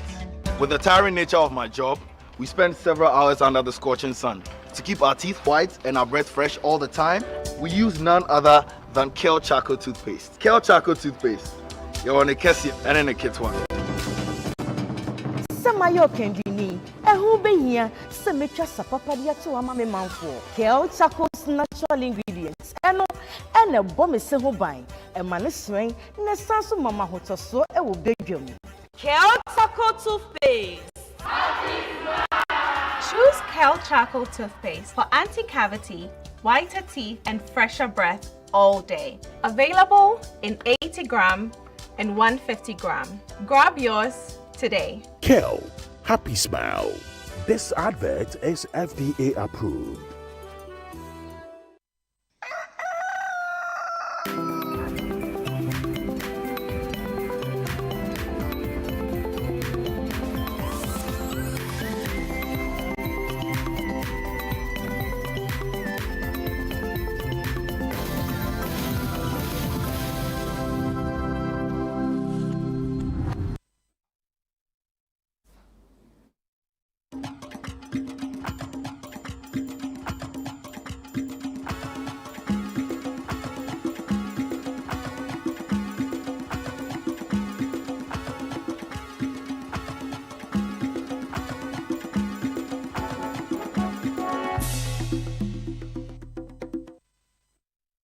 Welcome back. This is Breakfast Daily. My name is Jude Duncan, sitting in for your regular host, Nana Tufo Boateng. We are having a discussion on the ongoing Middle East tensions, which you can say, you know, has also become a security conversation. We'll bring you some of your messages you've sent pretty shortly on the show. We'll be moving on to the second conversation, or another conversation, let me say. Government is banning rice, you know, and some other items from coming to the country from our land borders. Is this even necessary? What are the reasons? What's government's motive and thinking behind this? My panel will delve into this particular conversation. But Larry, in 30 seconds, you were making a point on... Make it 45 seconds. That's a good compromise. So I think that a bit about Russia, Ukraine, and whether or not President Mahama is looking for an excuse, okay, or whether he could also use what is happening in the Gulf to more like equalize. Yeah, equalize, you know. I think that it doesn't apply. You know why? In the case of what is happening in Russia and Ukraine. I mean, what is the biggest commodity we get from there? The grains. The wheat was mentioned. Okay. That's flour. Exactly. It's not, I mean, during that time, we had alternatives. People made argument, you know, for that. And that what is the alternative? To a point where every now and then it was Russia and Ukraine. And then they added COVID. Where people were like, listen, countries had even, you know, gotten away from COVID long. But for a month, the world came to a standstill. It's not about it. I'm saying that after that, during that time, I mean, Russia and Ukraine or COVID was used as an excuse, people bought into it. But subsequently, I mean, even legislation, taxes were even collected in the name of, you know, COVID. And even Russia and Ukraine. That is what we were dealing with.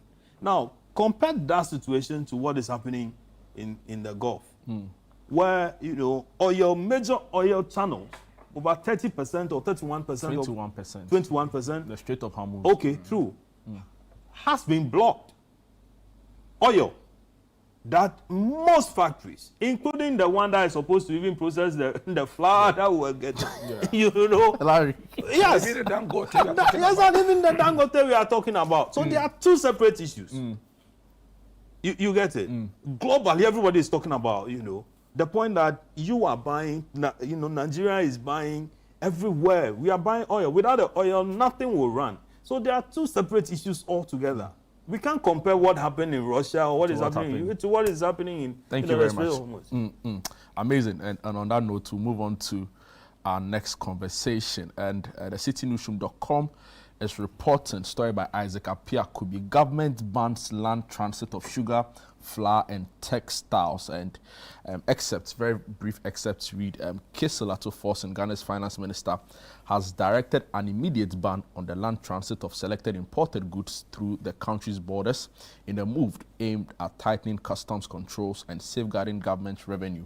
The directive was issued after a meeting on Monday, March 9, with the acting Commissioner of Customs, Aaron Akano, and the management of the Customs Division of the Ghana Revenue Authority. The story goes on to say the measure forms part of broader efforts to address emerging challenges at Ghana's entry points and reduce revenue leakages.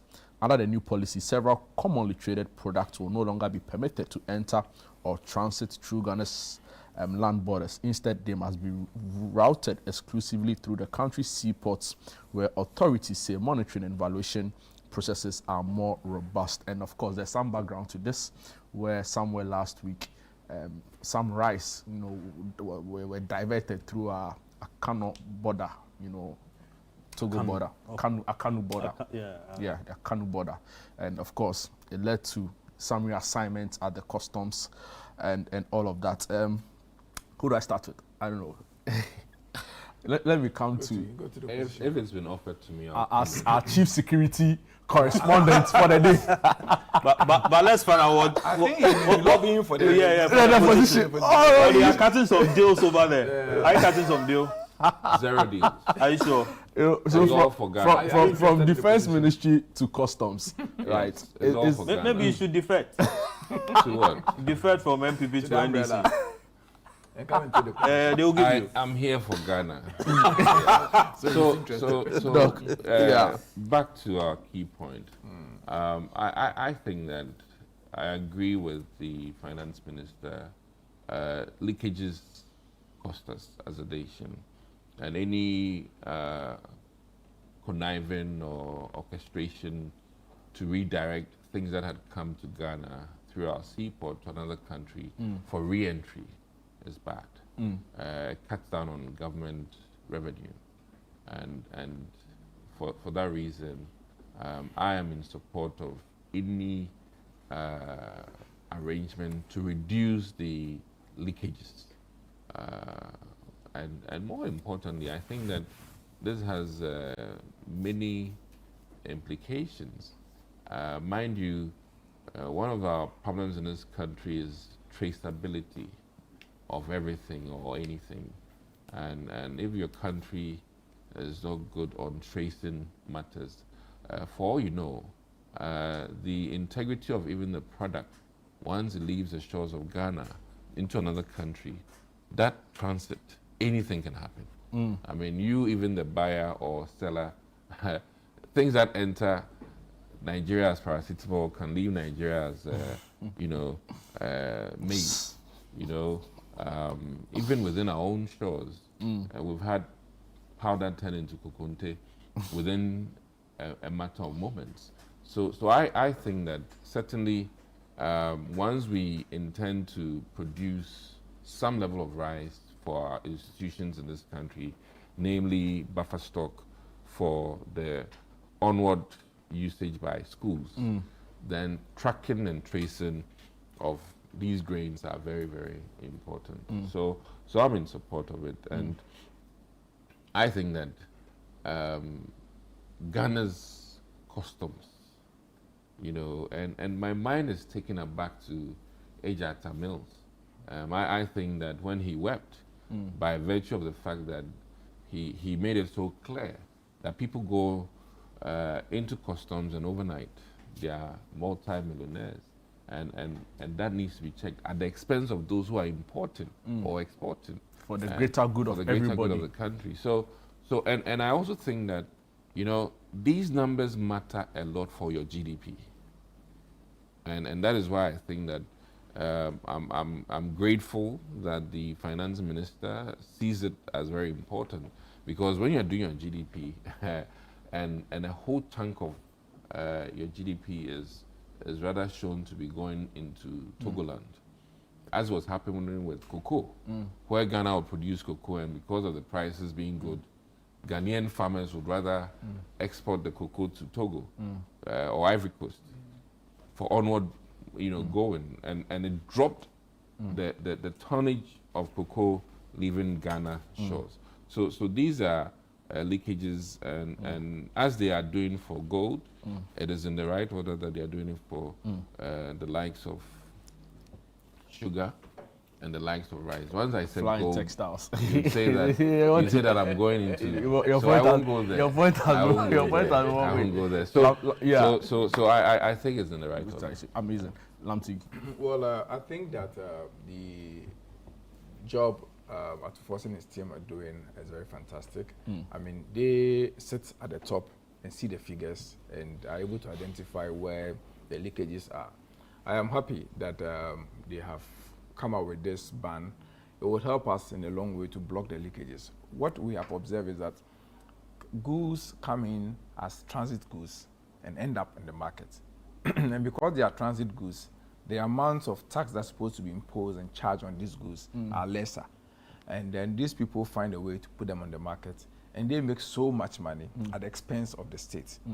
Now, this gives us a good opportunity to block that. But my fear here is that if we are not careful, the impression created out there is that government has banned the importation of rice, oil, and some goods, because people don't read behind the headlines. Behind the headlines, and even appreciate the fact that it is goods in transit that has been banned, and not the importation of these goods. Very soon you will find bread sellers selling bread at a higher price, saying, now you're not getting flour to buy because government has banned the importation of flour, chicken, rice, oil, and others. But that's not the case. The reality is that we still can import as much as we want, but if it is meant for transit, and this is happening more because we find some landlocked countries like Burkina, Niger, Mali, using our country as a transit point to have their goods taken up. And some people in connivance with custom officers have managed to use that system to allow it. What is even more important to hear is that the minister has called for a re-centralization of the valuation system at the customs.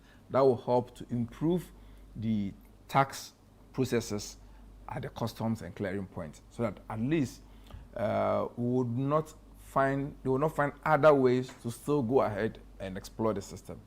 We are hoping that the ban will not just end there, that there will be a continuous review of the process, so that if there's a need for a change in the decisions, we will do so at least for the benefit of everybody. Because just imagine how much we lost from those 38 trucks that were seized. The rice. Yes. Oh, close to 98 million, I'm told. Out. 98 million is about 20 or more district assemblies entire revenue for the year. Wow. Some of them don't even make up to that. Even Some don't make up to. Even the stadiums. Yes. That we need. Exactly. Like the Nkoko Stadium. like the Bolga Airport, perhaps. Or Saloguda. Or they want to go to Palugu. You'll not go there. Interesting. So, I mean, it tells you that all those monies could have been channeled into useful ventures for the benefit of all of us. I mean, our schools, our hospitals, our roads, we need money. I mean, there are times the Ghana government goes to sign loan agreement for 50 million. And so if you can imagine that 98 million is just going in the hands of private persons, it is a call for, Thank you very much, Lamtig Apanga. Let me come to you. Do you not sense that this could also affect our international relations with our neighboring countries? You know, there's a war ongoing. There are calls for us to now work together. You know, free trade has become a very, very big conversation. Now, all of a sudden, you are banning transit goods. Again, people have also said, let's not throw away the baby let's not throw the bathwater with the baby, right? Why not put in place robust systems to plug the few nefarious ones rather than an outright ban? Isn't this thing tax dodging? Evasion. Yeah, evasion. Okay. So instead of coming through Ghana, you rather go through free port. You still come through Ghana, but yes, exactly. And claim and hit the road. Okay. And the goods end up here. And then the goods end up here. Okay. I don't think that our neighboring, spiritual importation. I like that term. But there are some who may be genuinely in the business of it, right? Where it's mainly for transit. Well, sure, that is possible. Okay. However, no proper explanation has been provided for this current thing. I mean, we published the name of the company that was involved in this. Now, the address of the company, instead of, being a Nigerian, address, the address was in Sakumono. Was at Sakumono. P.O. Box something in Sakumono. You get it? So, I mean, if the goods is going to end up in Dixon's hometown, I mean, Dixon should be the consignee. But that wasn't the case. And so then there was something fishy. In all through, as I'm saying, we haven't had an official of that company stepping out to say that, listen, hey, I own the goods. National security is... Yes, it's supposed to, go to, Mrs. Abdullah somewhere in Niger. And then we would have been told why it was here. In any case, from the Akanu border to where these goods were intercepted, I mean, there's various customs, stops. They were drinking tea. we don't know that for a fact. You get it? There were supposed to be custom officials on board some of the vehicles. And this is through successive governments. Well, I mean, let's deal with this. We are dealing with, with this particular incident. We're supposed to have, custom officials on board. I mean, we didn't see them. Now, some officials were interdicted. Again, the Minister of Finance or the GRA or the custom itself haven't given us any the pictures of these individuals, their names and so on. They just said, oh, listen, this number of people have been interdicted. Chief, how do I work with that? How do you prevent this from happening? How do you deter others? Now listen, when you do this, these are the things you're going to do. It is not for anything that, security establishments the world over, the Americans do that a lot. They will take pictures of you. So then they have it in the system. The fact that they've even taken a picture of you, gives you a certain psychological, you go through some traumatic experience. That one day, it could be put in there. Others will be deterred from doing a similar thing. But in our case, we are comfortable, or state officials are comfortable by telling us that, oh, you know something, 2 people have been interdicted, 3, without you knowing them. We want to know. The next moment, I know a certain incident where somebody committed an offense somewhere in ECG. The next moment, this guy had been employed at the Energy Commission. Okay? With all the, stories, exactly. He's there, comfortable. Some also did bad banking, and they are now at Bank of Ghana. Yo. I'll tell you about that. Okay. So, you see, who are we deterring? Who are we deterring? I mean, this amount of money, do you know the number of schools it could build? Do we know how, it could take water to a certain community that is struggling for water?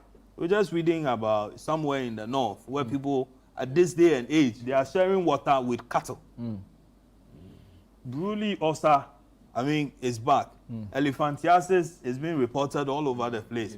Guinea worm is all over. Cholera is just knocking on our doorstep. And this is what state officials are doing. People who wanted jobs that they couldn't get, and they had to go through all manner of things to get a job. The next moment, this is what they are denying the country of.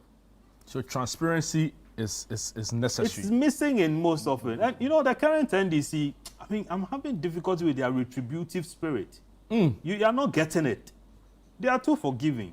And when you forgive, listen, the MPP lost the election the way they lost because people thought that others had to be punished for the wrong that they have committed against this country. Do you agree? But, they're dancing around crime. They're dancing around suspected, infractions and so on. Are you too easy on suspected corruption? They should become they should join the Catholic Church. I don't think they should go to the Vatican. They should go to the Vatican. Perhaps what we are failing to appreciate is that the days of PNDC are over, where you can push people to the tribunals and just within a few days you throw them behind bars. These days we have rule of law. There are processes that you need to constitutional follow. Democracy. Exactly. The same persons who are calling for prosecutions will be the same persons crying against human rights abuses. And you don't want a situation where you would unfairly try someone and throw the person behind that. What are you saying? What are you saying? The processes. Procedure. If you are being abusive, people know that this one, the way you are doing it, that is not what is supposed to be done. Okay, rule of law has a certain basic tenet. Okay, like using bail conditions that are exorbitant. Yes. No, for bail conditions, you should appreciate that bail conditions always have some relation with their alleged crime, and the amount involved. Somebody, what you call it, the ambulance guy. People, misbehaved. The guy died, and so on. What we're saying is, 2 people have been interdicted. Who they are? What department? So transparency is part of the process. But I think in the Kolebu case, they put the names and of the doctor and the I have not seen it in the media. I have not seen it in the media. They only mentioned a certain Dr. Nkrumah. But even the statement didn't show. I can't do with all the spirits that he deployed. Prior to the election, something that got him the position. He should be there. Mention the person's name. After that, if he's exonerated, you write that, listen, the guy has been cleared of whatever thing he's done. But we are not getting that. And another person will do it. Another person will do it. Then whatever corrective measure, the resetting that was promised, becomes a fiasco. Wow, well noted. Thank you. Across the table, I think the point is that we should do more in the fight against corruption. And on this particular customs case, and give us a defense minister. And on this particular customs case, it's a step in the right direction. Government's efforts to curb the leakages in terms of our revenue. I'll finally end with this. Electricity Company of Ghana, right? ECG, always in the news. Usually for sometimes not so good reasons. Very recently, the tariffs have become an issue, right? The metering system has also become very, very concerning, the metering system for a lot of Ghanaians. Apparently, they call it Usain Bolt. I didn't even know. It's been running. But 10 have been arrested over stolen cables. Maybe 30 seconds each, then we wrap the show. It's a recurring issue with regards to, people going after electrical related items. Let's draw attention to even the Ofankor Pokwasi Road, where nails are being also taken for scraps. I mean, these are things that needs to be checked. And I think Akwaje interchange, I also saw a video of somebody even taking metal rails. I mean, these are troublesome, and there are bad characters in this country. Is it the Colbert issues? Yeah, I mean, So I think government needs to be up and doing and be on the alert to replace some of these things also. But ECG, as for the systemic, the meters are killing us, and I think they need to look into that. I mean, we have seen in the last few years that ECG has been underperforming, and we know for sure that one of the reasons for underperformance is also because of the theft and illegal actions or conduct going on within that circle. And I'm happy that at least some arrests have been made. But we hope to see that this arrest will not just end at arrest. There will be prosecutions. I mean, I understand there are some foreign nationals involved, some Chinese or some other persons involved. Listen, let's deal with them as harsh as possible. The worry here is that it's not a crime just against ECG. It's against the entire Ghana. Because at the end of the day, the failures or underperformance of ECG is passed on us. We pay levies, we pay high tariffs because ECG is unable to meet its expectations. And so eventually the rest of us pay for it. So if persons like this are arrested, I would expect that they are dealt with and dealt with as strong, as harsh as possible, to serve as a deterrent to others, and also to let people know that we will not countenance some of this. Strong, I like that. Larry. What are we expecting? When we don't have, we don't produce iron ore in this country. Yet we have, companies that are supposed to be. Yes, smelters. Do you understand? We have issues like that. When we don't produce, do we produce? Scrap dealers.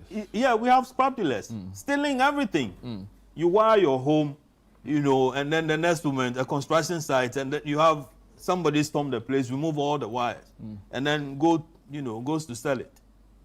You get it? I mean, we need to regulate what we do. I mean, these factories can't just be there. And then, I mean, every now and then they are exporting one thing or the other. But where it is that they are getting their goods from, we don't care. So long as they pay the needed taxes or revenues and so on, we take our money, off we go. Good to go. Yes, people will suffer. And we are suffering. We construct roads and then cover them with this metal whatever. The gutters. The next woman, somebody... The real owners. Yeah, exactly. The real owners are, got to remove them. And we're supposed to be living with it. But I keep saying, the fact that punishment is missing, the Famanyame syndrome, we've taken it too far. Let me admit that the Pokwase Awoshi Road, street lights, people go cutting the cables. Yes. And that's why that road is very dark. So we'll call on law enforcement to also do their bit. The solar. The next moment, the real owners. People will come and mount vehicles and remove it and off they go. Wow, thank you so much, gentlemen. I had Dr. Dixon Adomako Kisi, former member of parliament for Anya Soto. For purposes of the show today, it was our security aspiring. Lamtik Apanga, acting deputy CEO, Gaming Commission of Ghana. MP. And of course, Larry Dogbe, managing editor, the Herald newspaper. Grateful for your time and your insights this morning, gentlemen. That's all time will allow us for our news review discussion on Breakfast Daily. My name is Jude Duncan, sat in for Nana to 4 Boatin. Catch you same time tomorrow. Bye-bye. Ago.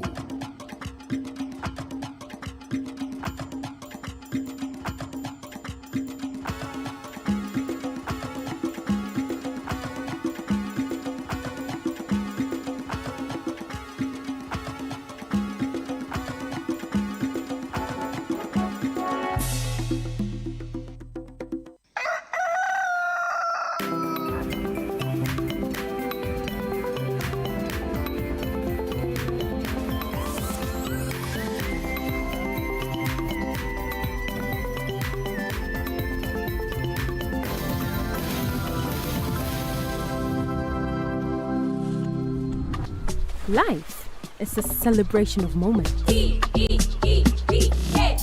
and small. The sun is scorching, I'm feeling the heat. With Piva Drink, every moment becomes a refreshing celebration. From the beach to your home, in every corner of your world, Piva drink at a burst of refreshment. Give me Piva cocktail and tangerine.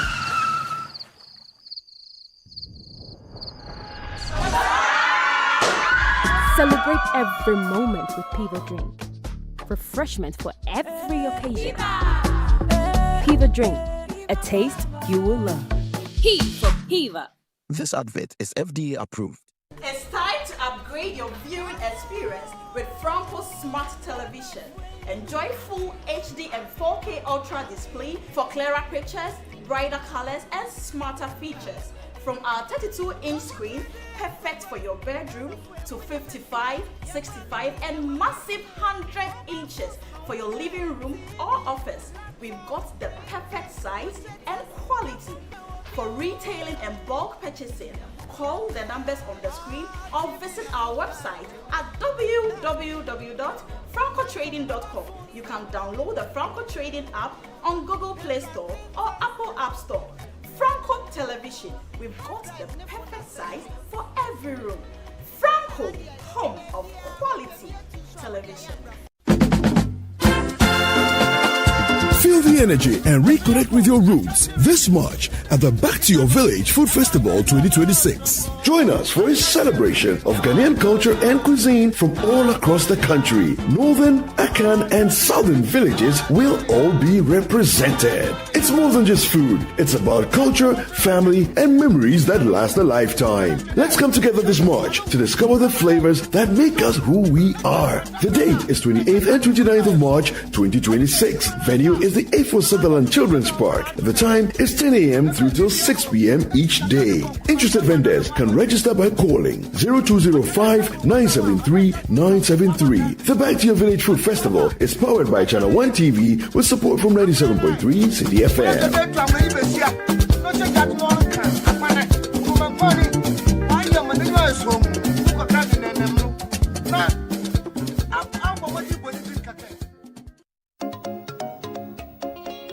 As part of Heritage Month 2026, we bring you the On-Air series, Our Culture, Our Story, Our Identity. In week 1, the sound of our identity.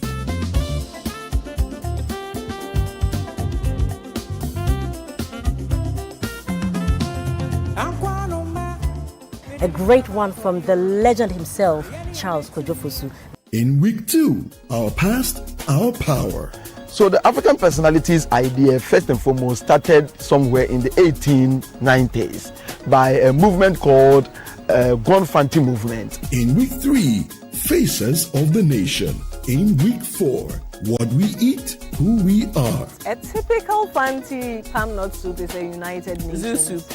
Yes, a United Nation soup. So you have fish in there. I will not make palm nut soup unless I have periwinkle. The Heritage On Air Series 2026, Our Culture, Our Story, Our Identity will air every Monday to Thursday on 97.3 CDFM at 9 a.m. and on Channel 1 TV at 10 a.m. The Heritage On Air Series 2026 is proudly sponsored by JCB Bank, GTP, and Bethel Dental.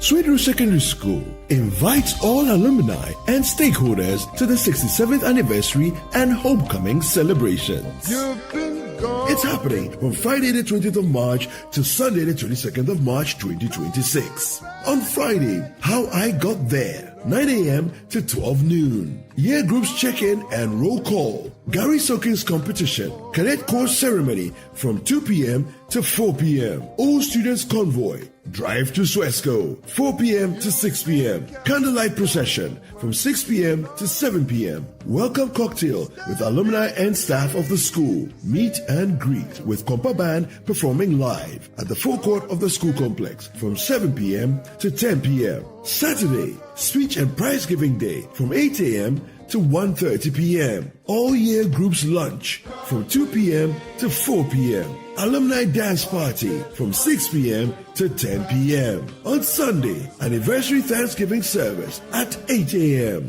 A great opportunity to reconnect with your old mates. Contact your year group president now. Semper Cum Optimus, always with the best. On this happy trip. I'm not done any bad thing. No, I can't do that. Your room is very... Oh, Mommy, Daddy, she went to my room. She didn't keep long. She just went in and she's coming back and she has come back. Who they say? Who they, madam? Guess she went into your room to deposit some charcoal. Of course, I know her. She's Salma, the charcoal seller's daughter.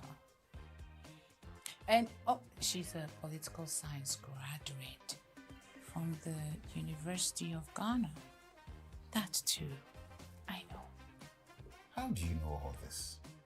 Oh, her mother, the charcoal seller, has a banner of her graduation picture on her kiosk. Salma, you are the best in my life. Oh, yes, you do. You are.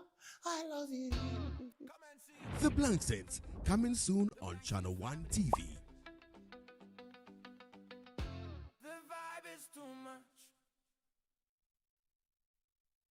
Welcome to The Point of View. This is your favorite current affairs show here on Channel 1 Television. On The Point of View, we pick the right topics, get the right guests, and ask them relevant questions on issues that matter to you. With the complexities of the issues happening around us on a daily basis, it's the hard-hitting conversations and the probing questions of The Point of View. So what is the Public Account Committee's job? So what we do is to scrutinize, clarify, and find out why certain infractions have been made. What do these IMF programs try to do? The current program is for budget support. Okay. There are no projects attached. That teases apart the twisted entanglements of politics and governance, as well as religious and social discourse. The Point of View brings you the policymakers and duty bearers and drills down to the very bottom of issue. What authority do you have? The Point of View airs every Monday and Wednesday at 9 p.m. only on Channel 1 TV.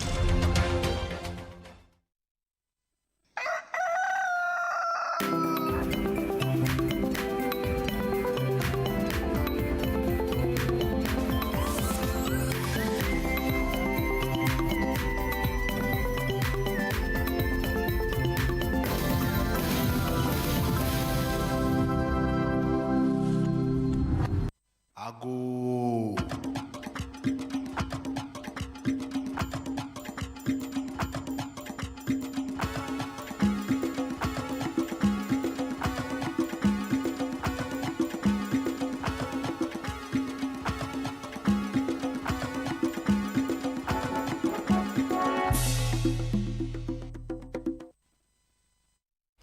All right, welcome back. It's still Breakfast Daily, and of course, Jude is here. Still here. Yeah, still here, you can say. Today I've kidnapped you. I like your African print. Oh, thank you. They say everyone has a meaning. Yes. What does yours mean? I don't know. But I know my hair. Yeah. Adonko. Adonko. Yes. Is it from which tribe? Oh, Lord.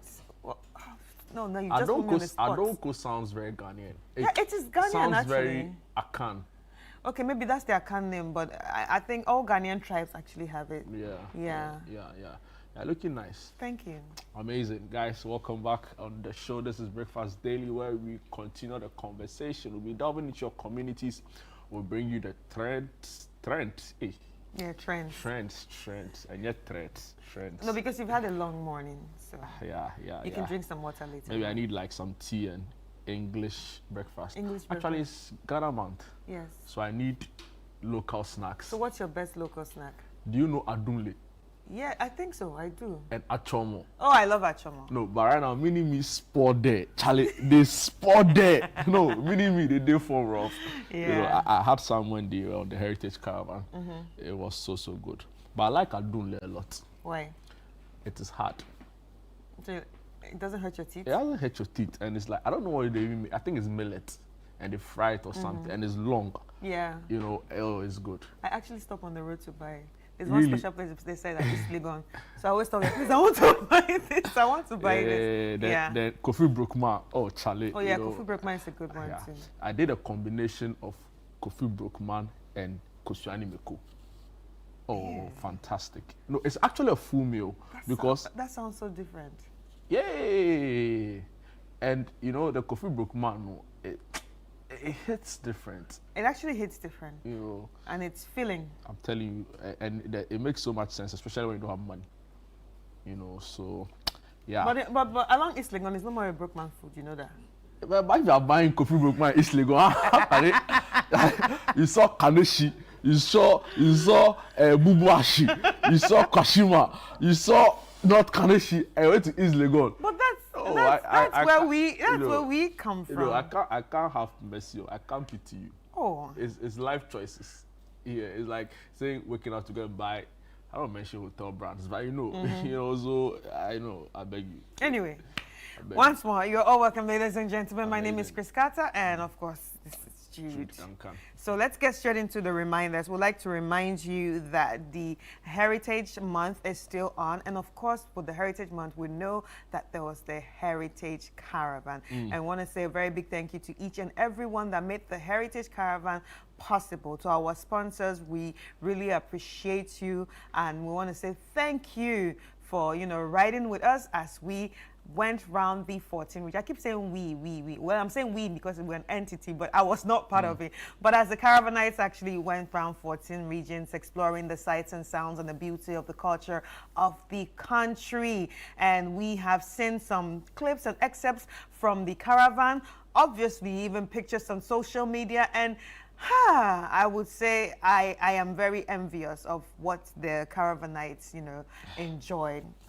But once more, thank you to all the sponsors. We have Hollad Insurance. Thank you so much for riding with us.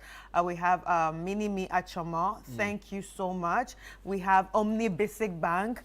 Thank you. We have Caveman Watches too. Official Timekeepers. Thank you so much. And we have Hollad as well. Yeah. Hollad Insurance coming through Piva. Piva beverages that were, you know, they gave them a lot of drinks and things in the buses. Yeah. They had the you know what Nana Rice did, right? That actually got me very wow. When they arrived, he gave each participant a 5 kg rice. That's like, you know, and that was really, really mind-boggling, mind-blowing. Actually, he said that he was going to give us, we in the studio. Or was I on my part? Well, now you're in the studio, you're talking about them. Yeah, So then why Nana Rice, you know what to do. You know, amazing guy.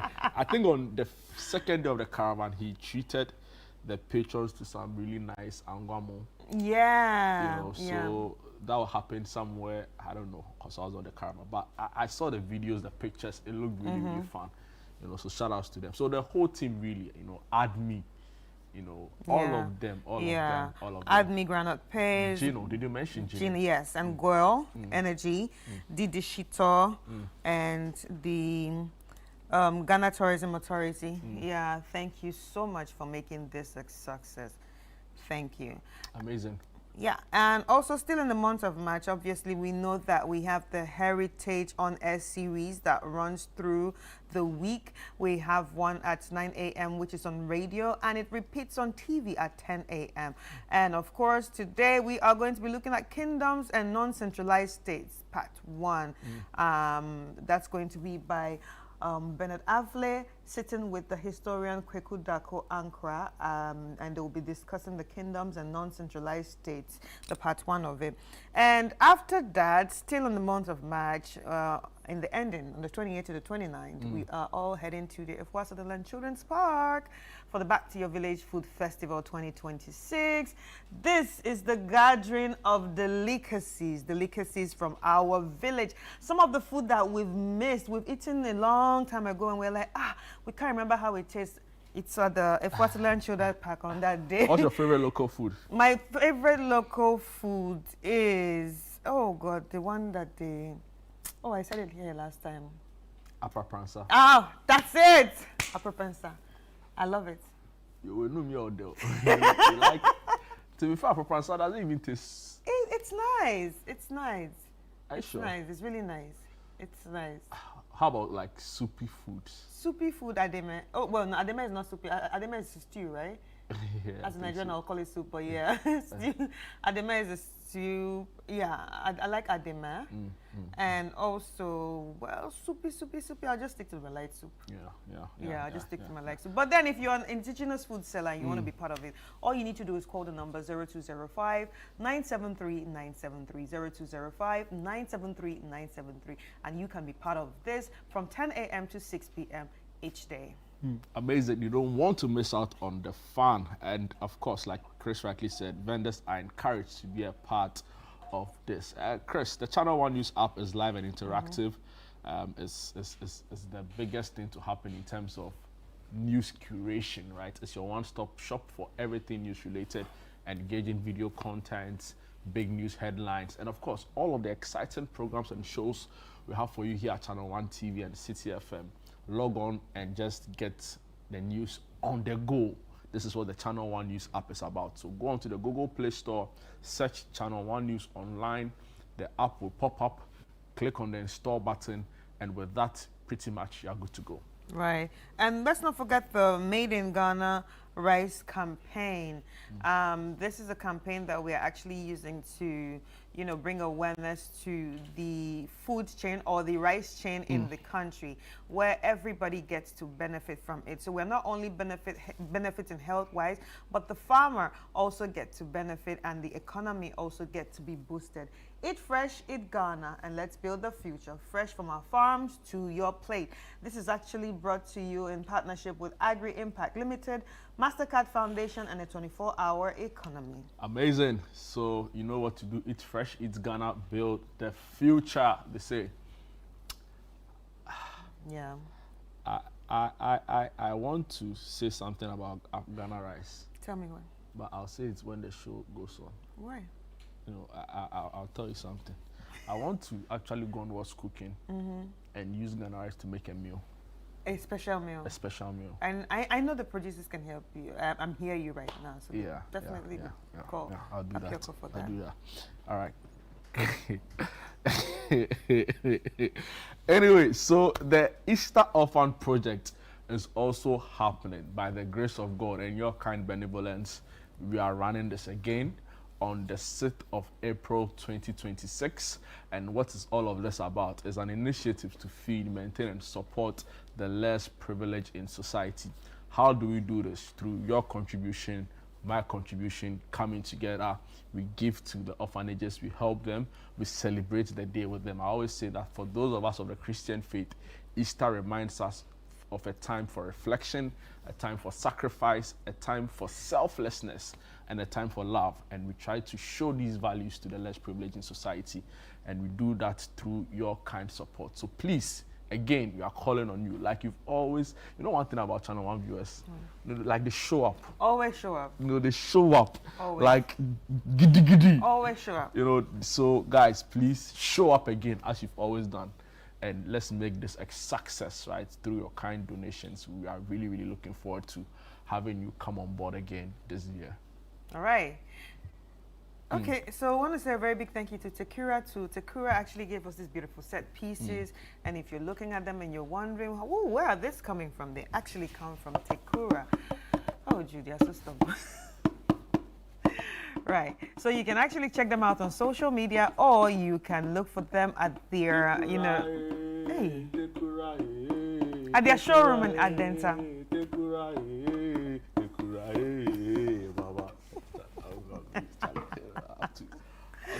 But thank you so much, Mr. Kura. You know, like they were featured in Black Panther, right? Black Panther. Yeah, Black Panther. Black Panther. That one especially. Yeah. All the time, anytime I hear the movie, then I remember Chadwick Boseman. Yeah. One of my favorite all-time Hollywood, stars. Yeah. And may his soul continue to rest in peace. But Takura is really amazing. They do lovely stuff, and really love. And of course, it's made in Ghana. Oh, it's made in Ghana too as well. Yeah. I didn't know that. From our trees. It's Ghanaian. What's the meaning of Takura? I think we'll call Francisca one day, and then she would let us know. Oh, I thought you would know. No. Okay, it's okay. So seems like I know a lot, but yeah.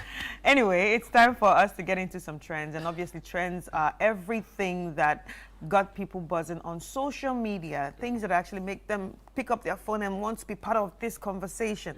Well, it's all coming from Twitter, which is now X, and then Facebook, Instagram, TikTok, and so on. So the first one we have here, comments to unverified rumors on Daddy Lumba. So Councillor Luttrot.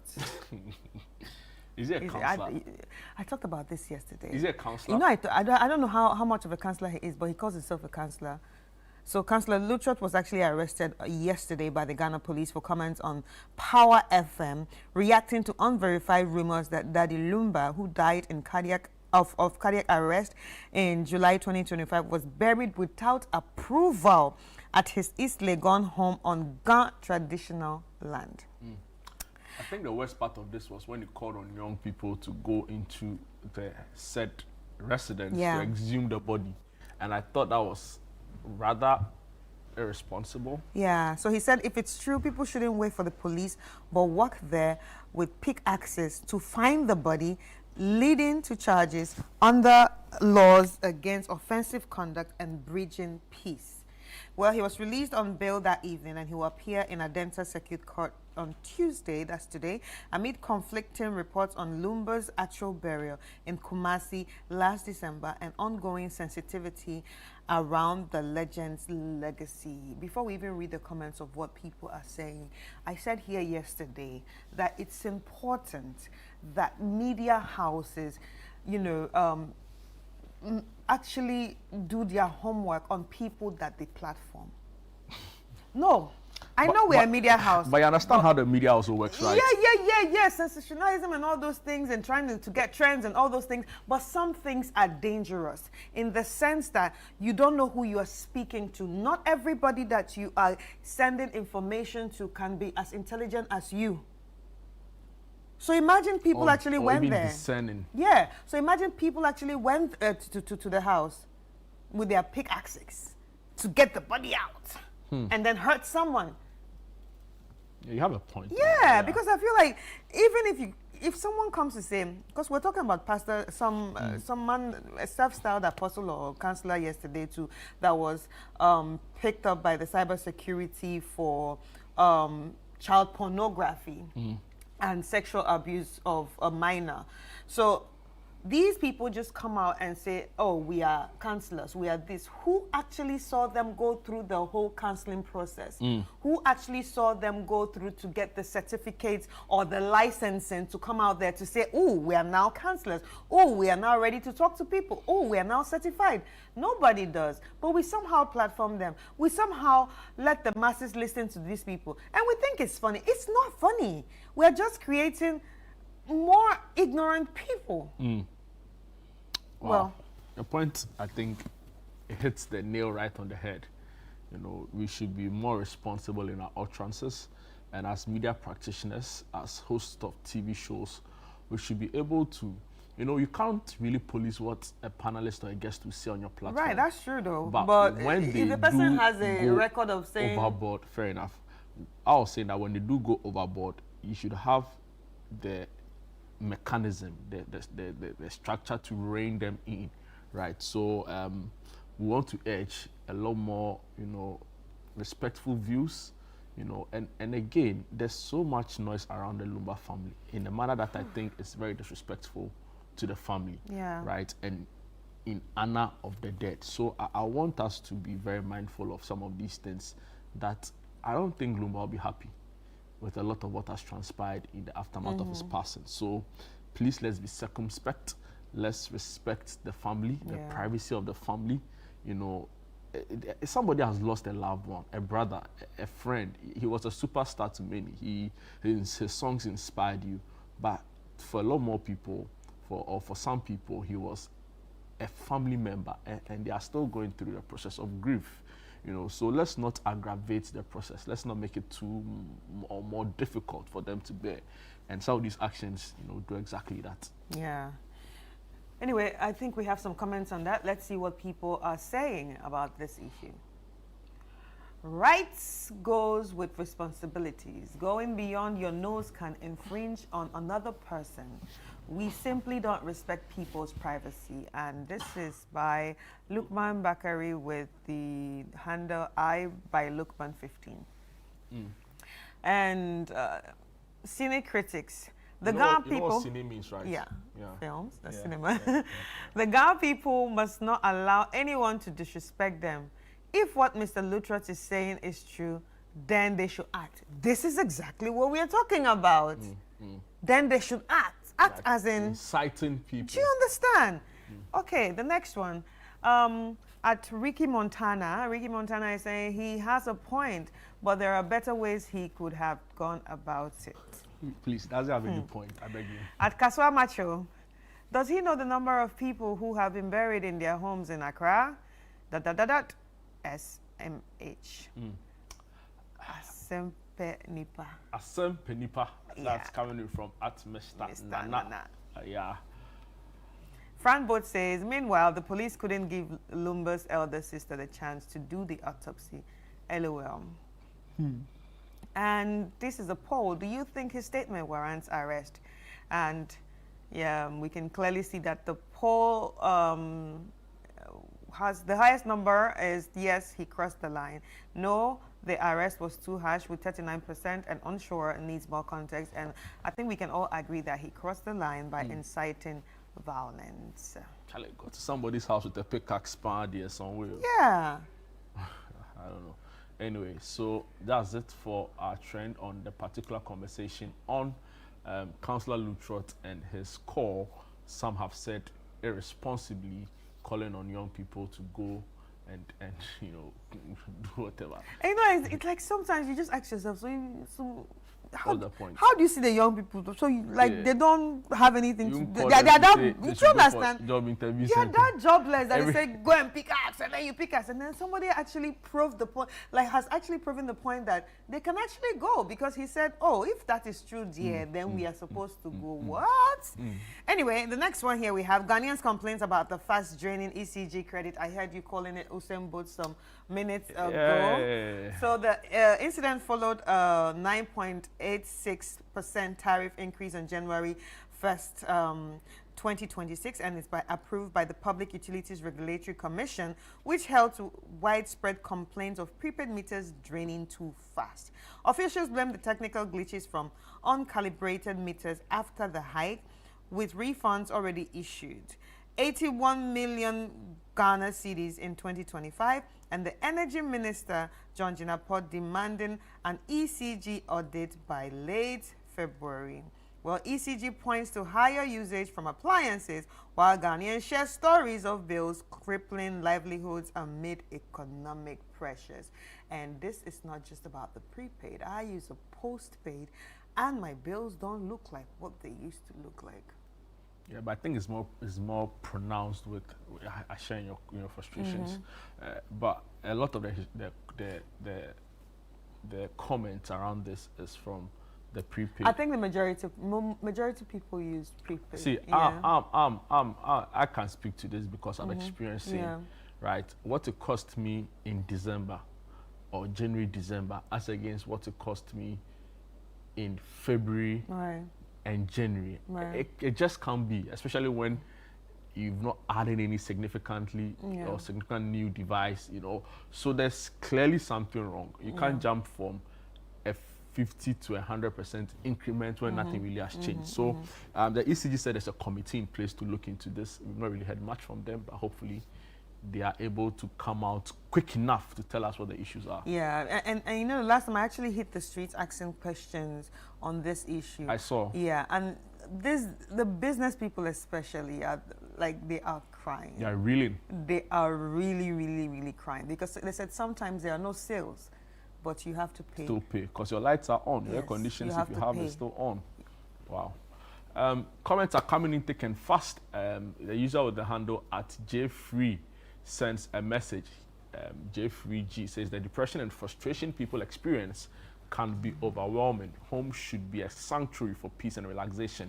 Yet arriving to find out the power out due to depleted meter credits only compounds the stress. And that's from freeg_. Young Riches also says, honestly, the issue is really worrying. We students in hostels are really suffering. Oh. Can you imagine? Efo Elikem GH says, I've been using 50 CDs for almost 15 days last year, but these few months I've been using 50 CDs for 6 or 7 days. I bought 100 CDs and used it for only 11 days while using the same appliances I've been using till now. Exactly what we've been saying. Till today, I don't even understand the need for the change of our old meters, and that's from at the real B. J. Kiss for real says the problem is not the meters, but the algorithm on the ECG systems that are being taxed to charge consumers more. It looks like he knows a thing or two about what is really happening. You know. Anyway, well, we just pray that, you know, this is sorted out real quickly because it affects each and every one of us one way or the other. But we have the video of the day. Let's check out the video of the day and then we'll come back.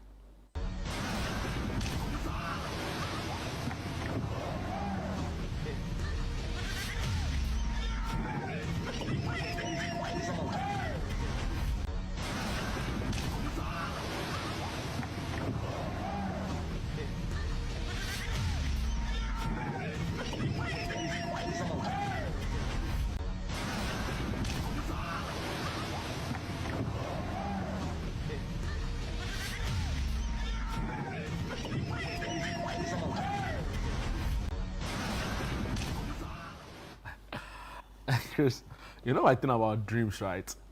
And let me issue a disclaimer. Me, I've not experienced one before, but people tell me that for those who bed wet, right, they usually would, like, in their dream, they may be like urinating. Yeah. Only for them to wake up and their whole, you know. So it's really interesting how that happens, right? And I look at this video, he's swimming. He's in the Pacific Ocean or Atlantic. They cross Strait of Hormuz. They go somewhere. Anyway, so yeah, that's a funny video for the day. Anyway, let's take a quick break, and when we come back, we'll be heading straight into our communities. Ago.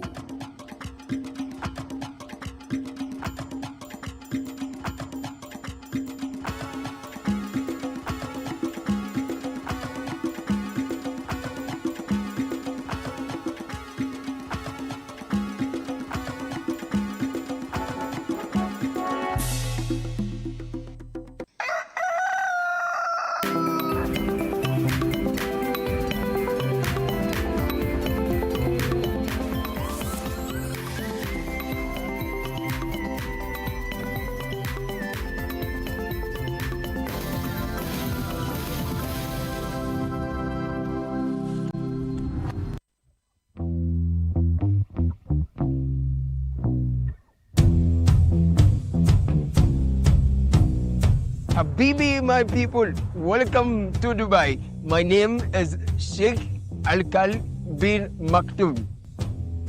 Okay, so I am Caleb, right? Caleb Kuda is my name, and this is Beyond Borders on Channel 1 Television. We are in Dubai.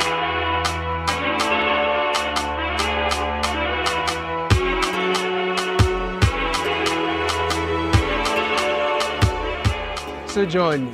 Let us explore the allure, the beauty, and the reality of life and living it in Dubai through the eyes and the experiences of our compatriots.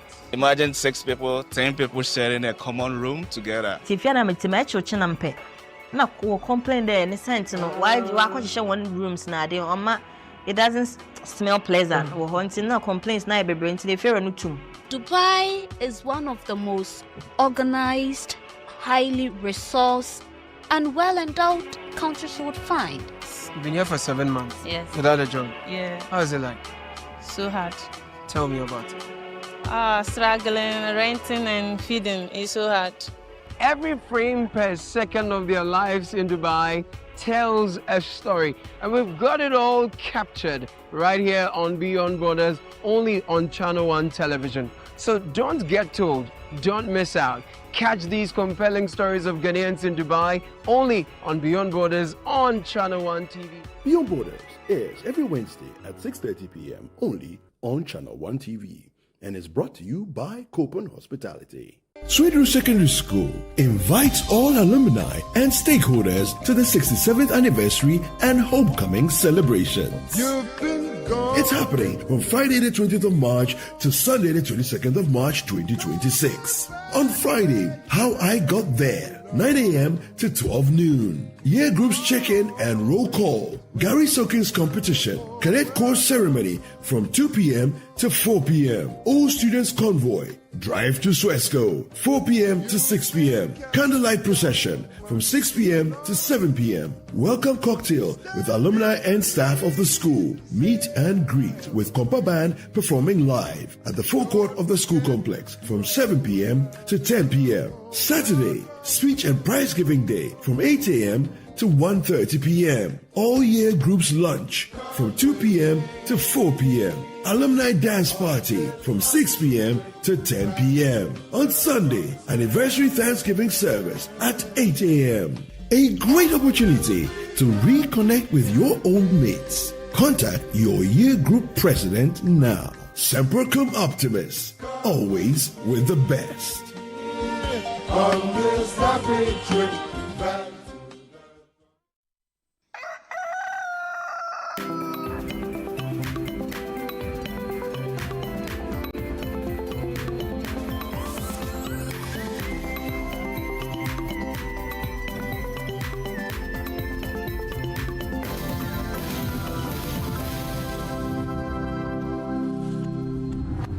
Ago.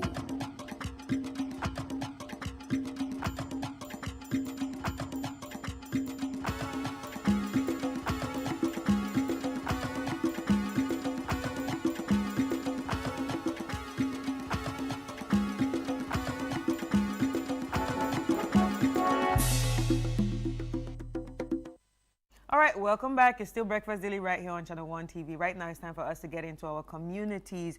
Yesterday, those who used the N1, I'm sure you actually felt the gridlock that happened yesterday, and you were wondering what is really going on. Some stayed in traffic for more than 2 hours.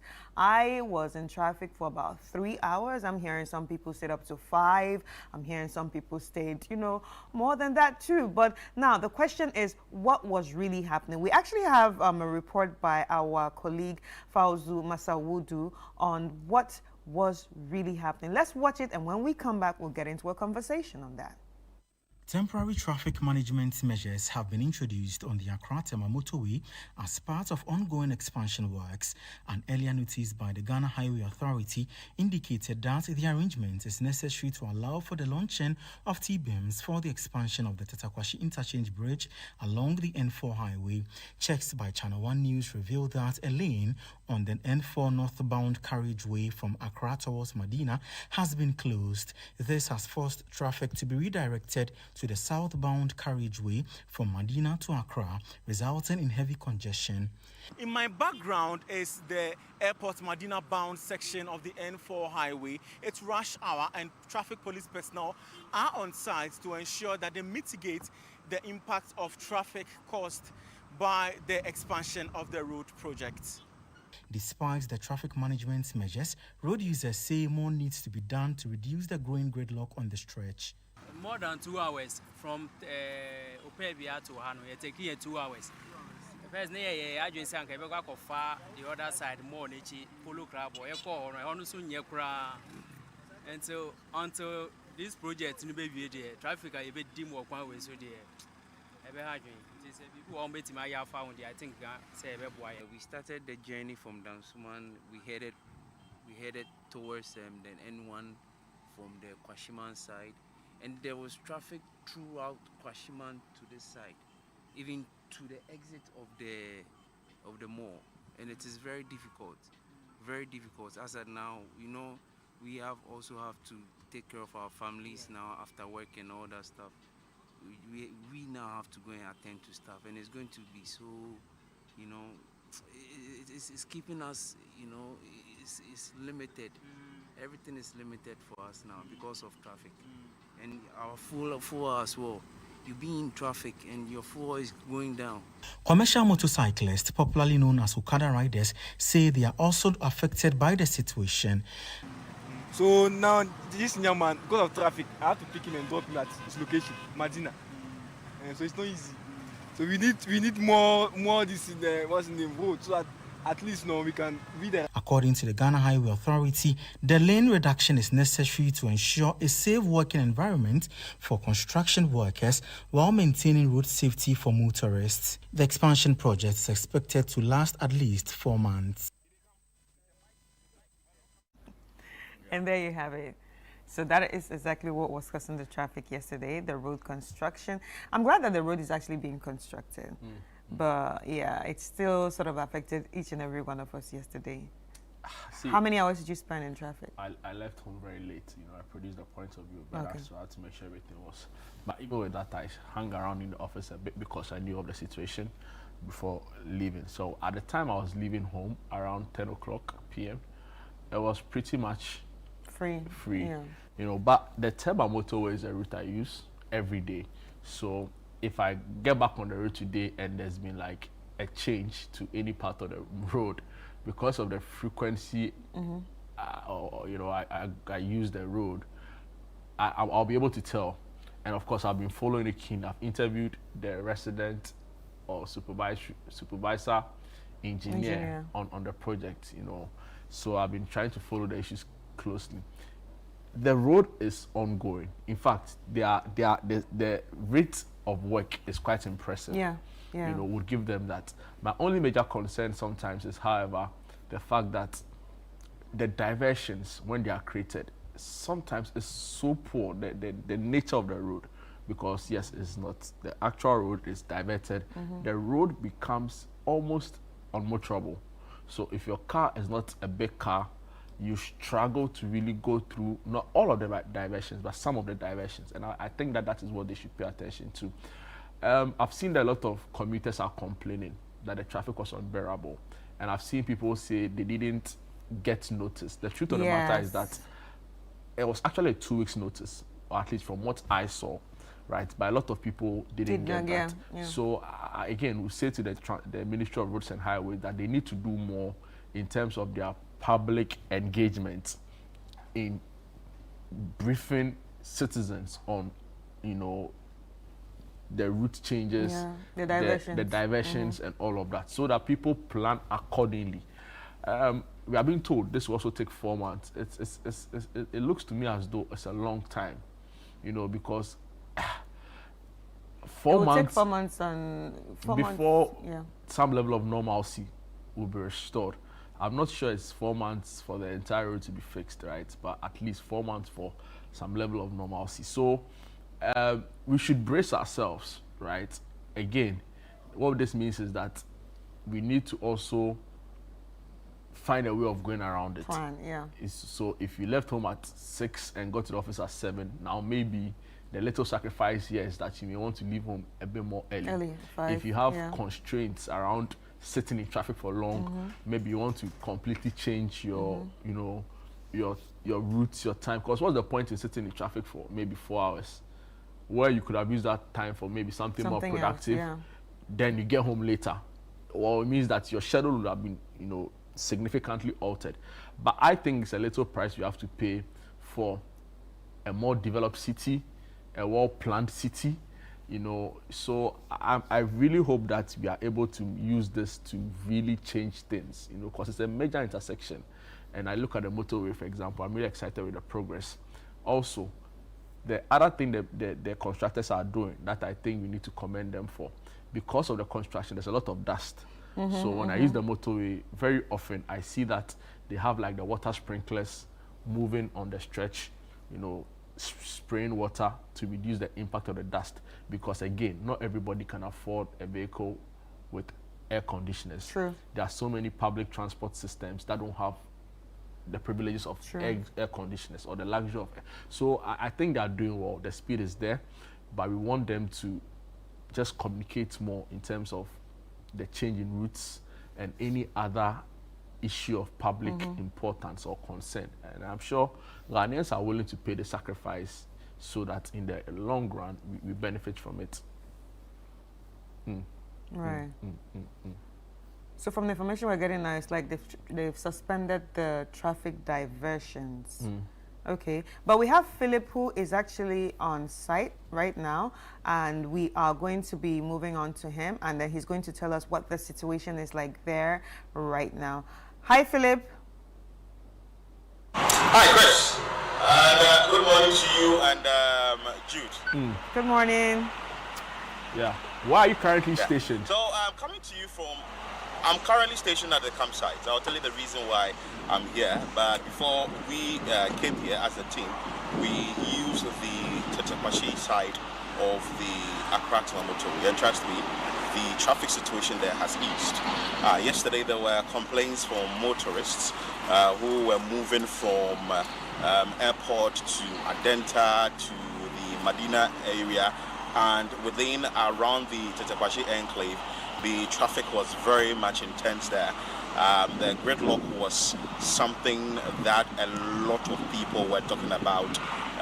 People had to spend hours in traffic and all that, coming from Jolu, Abelempe through crossing onto the motorway was a very Herculean task. And if you are a motorist or you're a driver, ideally you would want to return back home.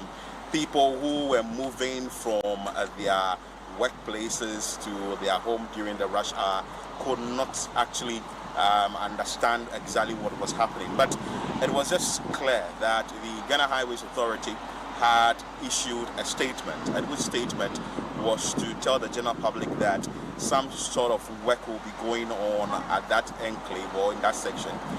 So there will be a diversion. This morning we used the place, and I can tell you for a fact that the traffic has eased because of a measure the contractors have put in place. The measure is that they've removed the diversion or the crash barriers which was used for the diversion, and now there is free flow of traffic. But the reason why I'm at the campsite now is because some sort of meeting we had here with the stakeholders and also with the authorities to find another way of maybe doing the diversion so that the expansion of the road will be done. You know, they are adding additional lanes to the already existing lanes so that the traffic from the Dimpo side or from the Jolu side or from the Abelempe side will now fuse into the Accra to motorway proper. So I have the program, the project manager with me here, Engineer Saki. Engineer Saki, if you can join us, let's have an interaction. Exactly why we are not seeing the diversion this morning, and also Isaac, you can get close to me as well so that we can pick the sound well. Engineer Saki, so good morning once again, and you are live on Breakfast Daily on Channel 1 TV. First of all, I want to find out from you what was the contractors, or what were the contractors doing yesterday, which led to that massive gridlock that we saw at the Tetekwashi side of the Accra to motorway. Okay, thank you, and thank you for your listeners also. Basically, our work program has reached Tetekwashi, where we're supposed to do expansion of the bridge. We are supposed to bring the 10 lanes to Tetekwashi bridge. So the existing lanes need to be expanded, adding 3 more on each side of the existing bridge over there. So our program is to control traffic at Tetekwashi, to enable us launch our T-beams on the pier that we have already constructed. So yesterday exercise was first of all to arrange the traffic and to ensure that we simulate and see how effective it will be, so that from today onwards we start with the launching of the beams. But yesterday we realized that the impact of the traffic was not how we simulated and expected to happen in our traffic management plan. So due to that, we came to the decision that no, we have to suspend the management plan over there, because if that is how it's supposed to be, then for the next 4 months it will be difficult for the public. And as a contractor, we are sensitive to the public, so we have to also listen to the challenges and difficulties to factor it into our program. Although suspending it is going to affect our schedule and delay, cause us ability delay, but we are anxious in revising the scheme. We find a better option where it will be conducive for the contractor and also the public, to the public as well. So we are taking we will have a meeting today with the stakeholders, and we deliberate on it, find a better option that will not impose the significant traffic that we saw yesterday from the model. So yesterday, so is it that you hadn't really started launching the beam yet? Just the diversion was being done so that the beam launching will be done. And is it supposed to take a 4-month period? Yes. Yes, it's supposed to take a period of 4 months. Our program or the series of activities we have outlined to launch, we need to expand to a minimum of 4 months. Yes, it's a minimum of 4 months. But we have, as I'm saying, we are going to have all those factored alternative solutions. Even if we have to even reduce the time, we can reduce it. If it will take us day and night, it will take us other alternative to go about it, we'll try to come up with a better solution for that. So explain to us in details the kind of diversion, because I noticed that the side from the Accra Mall heading towards Shiashi or Okonglo or Medina was totally blocked. So explain to us how the diversion was done yesterday. Yes. Yesterday what we did is to put all the traffic on one side of the traffic zones, like the lanes. We put Accra to Medina traffic to that of Medina to Accra. So the existing 3 lanes which were converted into 2 lanes, with including using the median. So we were able to arrange traffic to flow in between 2 lanes, Accra to Medina 2 lanes, Medina to Accra 2 lanes, so that we can have a safety buffer at where we want to launch the beams. Basically, just to create a safety buffer. We could have also launched it without the, even diverting the traffic. But maybe some of the drivers after they are driving, they would like to watch what we are doing at the sky and all that. So many things have to make sure that let's create some safety buffer. But as we are going to assess the traffic program, the management plan again, we'll consider all that again. If we have to even forgo and do it without the safety buffer, we can do that, because the impact of yesterday was very, very great. Yeah, it was very, very great. That is our best solution to divert the traffic at that moment. If you look at the Tekwasha, it has been configured. It's difficult to say you want to take traffic to another lane or take. It's a whole challenge than to make sure that we are just within the 2 lanes on the N4. But it was creating a little bit of bottleneck and develop yesterday, which we did not envisage. As I said, we didn't envisage it in our model or in our program that the impact can be like that, even on the first day. So we realized that going for 4 months, using the same process, I bet you, it will be a very big challenge. Because yesterday we even deployed the police. All those people were present to even assist traffic, but still it was not an easy job for us. So we decided to support it, and then we'll see how best we can tackle these safety issues moving forward. Where to also not impose serious traffic to the motorists. So we will definitely ask Engineer Saki some few questions before he takes leave of us. We are about to have the meeting, so you want to let him go. But basically what he's explained is that there isn't a suspension, and currently the diversion is no more there. So if you are to use the stretch, you can freely use it. And I know a lot of people have attested to the fact that moving from Ghana Standards Authority or moving from the Legon side through to airport side, the traffic has really eased there and all that. But let me speak to him briefly and find out from him the level of work so far on the stretch and what more is going to be done on the Accra Tema motorway, as we are all expecting that very soon. It's going to be a 10-lane, and of course we will now be driving on it smoothly. So, Engineer Saki, now I want to find out from you, what is the level of work on the Accra Tema motorway? Let's use this opportunity to understand what you've done so far and what is left to be done. Okay.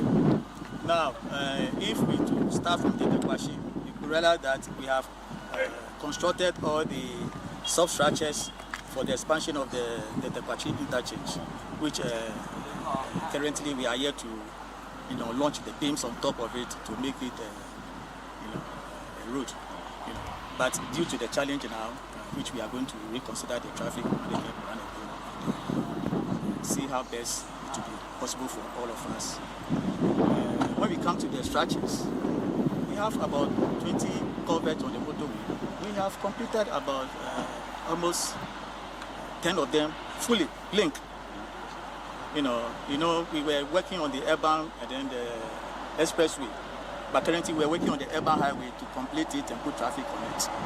But the culverts which are on the road that we have to reconstruct, some of them on the urban highway we have completed almost all the. That's about 70% is done. But we need to link it through the existing concrete road, existing motorway. So which that one we have linked almost about 10 of them. Yes. Now, coming to the bridges on the motorway, yes, all the 3 bridges we have taken off. We are doing the urban highway portion of it. We have constructed up to the apartments of the bridges, which we have started even by filling them to make the urban highway continuous. When you come to the interchanges, also we have the 3 interchanges which we have completed. The one at the Committee 18, the one at Tertiary Link also almost completed. We are left with the last complete lifting to also make it complete. The one at Lashibi is also progressing studiously towards the opposite side of the road. So in terms of structures, we have done a massive job. Yeah. In terms of structure, we have done a massive job. And then in terms of the earthworks also, we have also done so far about 10 kilometers of the road is completed up to the surface level that is ready to take up the pavement, the asphalt works. So that's where we are. That's where we are. But the rest also for between kilometer 0 or from Tetekwashi to Lashibi, all the sections of the earthworks are ongoing at various locations of progress. For example, what is outstanding are some sectional areas where we are doing up to the formation level. But as I said, about 10 kilometers of the stretch is ready prepared for pavement works. Wow! So we are on course. Yeah. And I understand you are around 40% complete on the program. Yes. Okay. So finally, before we wrap up, you've seen that the road gets very dusty, and let's talk about the watering system, how you are able to control the dust, and also the traffic situation on the road. And also, we always want to use this opportunity to at least give a word or two to motorists who are using the road and how they should drive on the road. Okay. So, concerning the traffic or the diversion that we have created, which is creating some dust to the motorists, we have taken a lot of measures to minimize this. As I'm speaking to you, initially we had about 7 water tankers. We have increased it to 10. Oh, beautiful. We've increased it to 10 just to increase the rate of which dust is generating to suppress them. And then also, we have also maintained most of the sections on the road. Since the beginning of this year, we have do some asphalt patchings on the concrete road. Before we went on the brick, there were a lot of sections that is restarting to generate potholes. Okay, so when we came back from the holidays, we have asphalted all those sections now. Now, the sections where we cut the concrete road itself, the expressway, to link the coverage in the middle, you know, where we created the short diversions. Also, we have reinstated the concrete road, you know, using the stabilized crash road. Yes, to make sure that the true road of the concrete road is still functioning as it is until we are ready to start the concrete road. It will still remain as a true traffic on the motorway. Yes. Okay. And finally, also, I will urge the public to bear with us. You know, construction always brings some challenges. Discomfort. Discomfort could be positive, negative. The impact can be positive, negative. You know, but those who are negatively affected, you know, have to bear with us. That what we are doing is just a temporary work. Very soon, you know, that discomfort will no more exist. You know, and then we'll begin to enjoy, the road. So I will urge them. My only challenge with the drivers is their speed. They still speed on the motorway. They still speed on the motorway. Please, we want to urge them that the motorway is now a construction zone. It's not the motorway that we used to know. You know, now when you want to take a speed from the beginning to the end, you can't get it because you'll be going and then you go and meet a diversion. You go and meet that diversion. So the same constant speed, when you apply it on the motorway, if you don't take it, you go and crash or you go and topple over or jump into another vehicle in front of you. You know, so please, all our drivers who are using the motorway, we want to sound a caution to them that the motorway now is a construction zone. Anytime they hit on it, please, they should be careful. They should obey all our protocols of road signs that we have put on the motorway. And then I'm sure when we are all cooperate like this, we can all be successful at the end of the day. Engineer Bensaki, thank you so much for your time. He is the project manager on the Accra Tema motorway. And Jude and Chris, as you heard, today if there is a motorist using that enclave, that is a Tetekwashi enclave, you are free to go through, except that the contractors will revise their note and find another way of launching the beams so that they can expand the Tetekwashi side of the Accra Tema motorway. As well, there are other things that they've cautioned motorists to do on the stretch. So over to you, Chris and Jude.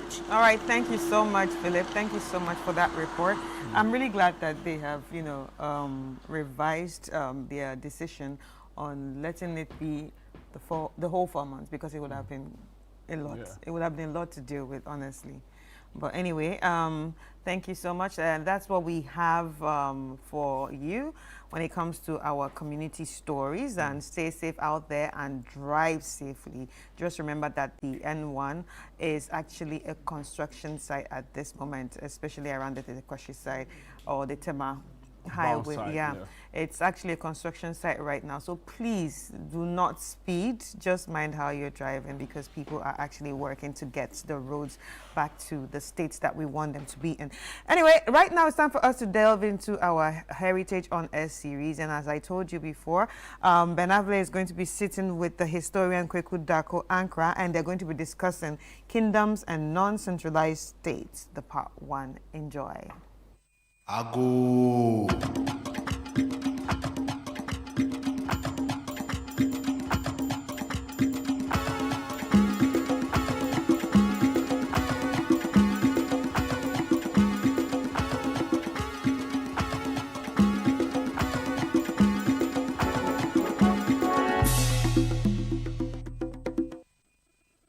This is the Heritage Month coming to you on 97.3 City FM and Channel 1 Television. Today we're looking at kingdoms and non-centralized groups with our historian Kweku Darko Ankrah. Stay with us.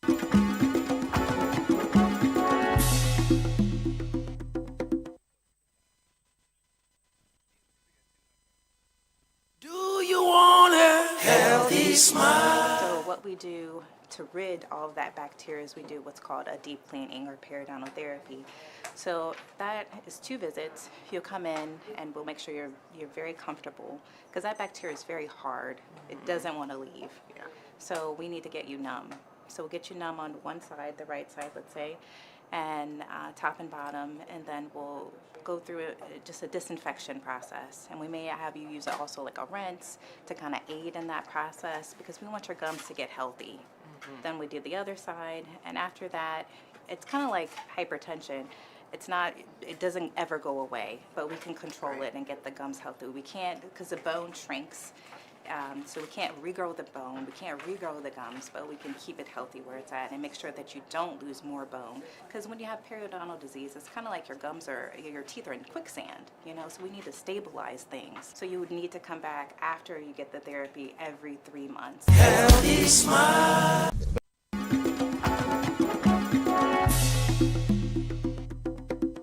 Welcome back. So we're doing our Heritage Month Honors series, and today we're looking at kingdoms and non-centralized groups. My name is Bernard Avle, my guest Kweku Darko Ankrah. Kweku Darko Ankrah is a historian. So today we're talking about kingdoms and what we call non-centralized states within the broad area called the Gold Coast. So, of course, most people will think about Ashanti. But let me ask you about Dinkyra first, because I've heard a lot about the Dinkyra. Who were they? And what was their role in our history?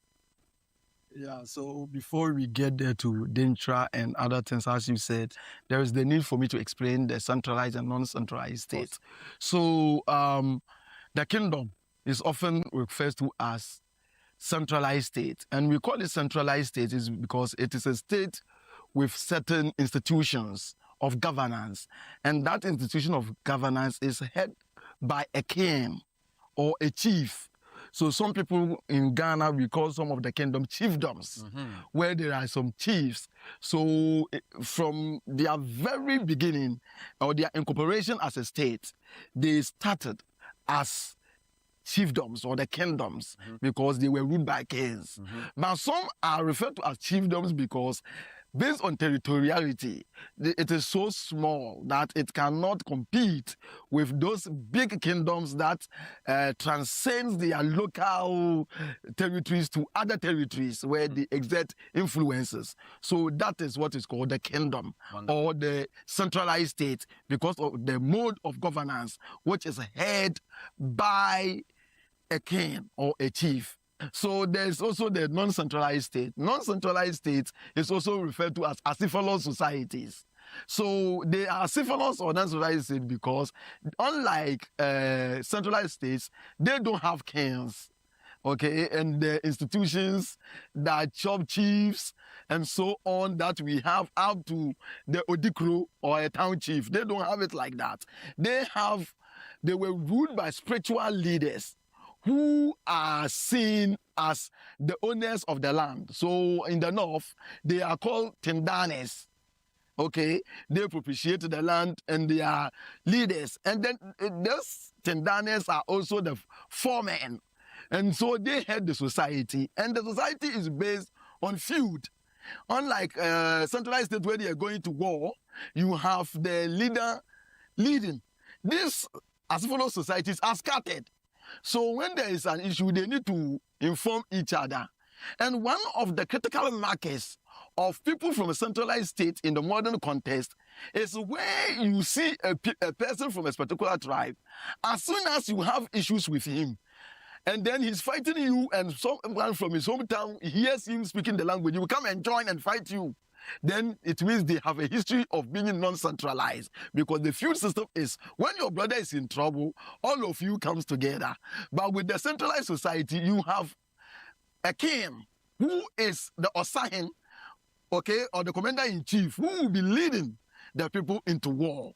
And within the non-centralized states or acephalous societies, as the northerners call it, Tindanes, among the accounts, it is called Asasura, owner of the land.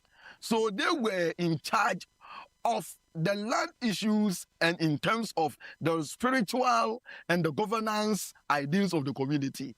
Some even believe the Ghana state was originally like that. So the role of Wulomo in terms of its authority over the land is something that many argue strongly that is what it used to be before the Ghanaians came to learn about the ideas of kingship and then they try to integrate it into their system, which today create a lot of contestation in the land issues, where there is a contestation between the Gulomo and then the chief of the community, or the manche of the community. So that is how the centralized and non-centralized states. So we interchange centralized states with kingdom. Yeah, so centralized states is the same as kingdoms. So in that trajectory, I'm going to mention some groups, and you correct me if I'm wrong, whether they were centralized. So Asante were centralized. Asante was centralized, a kingdom. Akwamu was centralized, is a kingdom. Denchira is a kingdom. Dagbon is a kingdom. Bono is a kingdom. So most of the Akan societies, they were kingdoms or centralized states. So every Akan state. And then you have the Guans. The Guans fall into non-centralized states because they used to have the Asasiria within the Guan communities. Then in the north, historically, apart from Mamprisi, Dagomba, Gonja, and Anumba, all the rest were non-centralized states from the beginning. So that is how it is within the Ghanaian context. Wonderful. The rise of certain centralized states coincided with the decline of others, right? Yes, so what it is that over the years, there was what we call state formation contestation. So let's take, for example, the Akomu people. Originally from the Chufu area, based on dynastic warfare, they moved all the way from there to first settle at Isamankese, where they established their town by Otumfo Asari. So the town is Asarimankese, which is now Isamankese, has been corrupted because Otumfo Asari led the people and went there. From the Isamankese, they moved to the Yano mountain. So below the mountain Yano, they stayed there. So that's why the Akomu kingdom they established, the capital is at Yanoase. That is below the Yano. And they established there, had the kinship system, and then they stayed there. Then some of them, dynastic quarrel also happened again there. So some of their members moved all the way through Kowi lands and then entered into Kumasi. Back in the day when Kumasi was not there, and then settled with the people of Tafu. And then they stayed in a place which became known as Sontreso. So they were Sontreso before the war with the Kwaman or the Kumasi group started. First, they defeated Obili Yabua. Then, Osetutu came and retaliated and then chased them away from Sontreso. And then they moved all the way to where they currently are at German and other places in the Bunu areas, including Doma. I find that interesting because... And you see them having the same chieftaincy system they carried all the way from Chofu. I was going to give you... So Adjoa Yeboah Afari, who wrote, former GJ president, wrote a book about her father. And her father used to be a minister in Nkrumah's government. And in the book, she traces the link between parts of Doma and Akwemu Fie, which is near Akosombo. Yeah. And I never could see the connection between... Because the places were so far. Yeah. And I think you've explained that. So they scattered. They scattered. So there are people from that area who are Akwemus originally. Yes. So that's why they are all Ediana people. Interesting. But Akwemu Fie and the capital of the Akwemus, as we know, is around the... That at first their capital was in Yanoase. So that's where the kingdom. So that's still where the Akwemu Manhene will be. No, it changed because of the war. Okay. The war pushed them. Now I'm talking about today. Today is Akwemu Fie. Akwemu Fie. Yeah. Which is near Akosombo. Which is near Akosombo. So they have moved from there as a result of the war between the Hiliguans and the Akan supporters and then Akwemu. But this happened in 1730. That war is when the Akwemus moved from the Yano areas and moved to where they are currently in the distance from Akosombo. But the question I have is, they were known to be very, they were fighters. Yes, they have been fighters because in those days, they emerged as one of the powerful group of people in terms of the chieftaincy structure.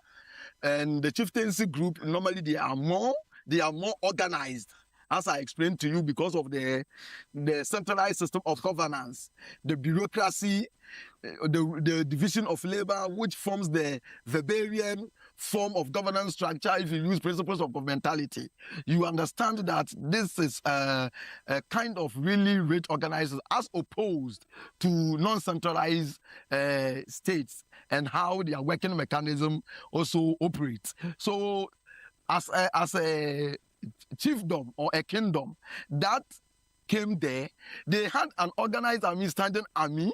They don't need to call somebody from here. They are Asafu groups, which is a military organization trained for a purpose of waging war. Unlike the non-centralized state where they only do preemptive reorganization. When there is a war, you go and call your brother here, you go and call, they are scattered. That, hey, somebody is trying to attack us, let's come together. So the Akwamu were born ready for war. Yeah, so Akwamu were born ready, so were the Dintra, so were the account system of governance. So what happened was that when they came to the mountain, the Hiliguans did not have that organized structure of government. So as I tell you, they were artificial societies. So they were able to conquer them and become more powerful, and then proceed, because they made a lot of money through slave trade. Okay, they made a lot of money through slave trade as well as other legitimate form of trade, with Asamani even coming down to the coast to trade and finally seizing the Kestavon Castle and rules for some for a year or so. Was an Akwamu, and so on. So he's the man whose statue is at the Timpoku roundabout. Yes. Okay. So they got a lot of guns. They got a lot of also financial power to wage wars against these disorganized, non-centralized states, which were the Hiliguans. Last point on them is we are told that Komfo was an Akwamu. Is that correct? Rather, we will say Komfo was from Ewukugwa. Ewukugwa is a Hiliguan community. But you can't say directly if it was an Akwamu. No, not at all. People probably used to say that because Akwamu then was having a sovereignty over the Hiliguans. But we cannot be sure whether he was an Akwamu or not. It is well known and established that he came from the Ewukugwa and the place where he comes from. I have gone to interview the Ewukugwa Anoche priest. It is still there in Ewukugwa. I see. What led to their decline? Because if they were his name even is not an Akan name, the Anochi name. What is it? It is a Guan name. Okay, so Ano She Chi in their language is Che, and it's because of his extraordinary power when he was born.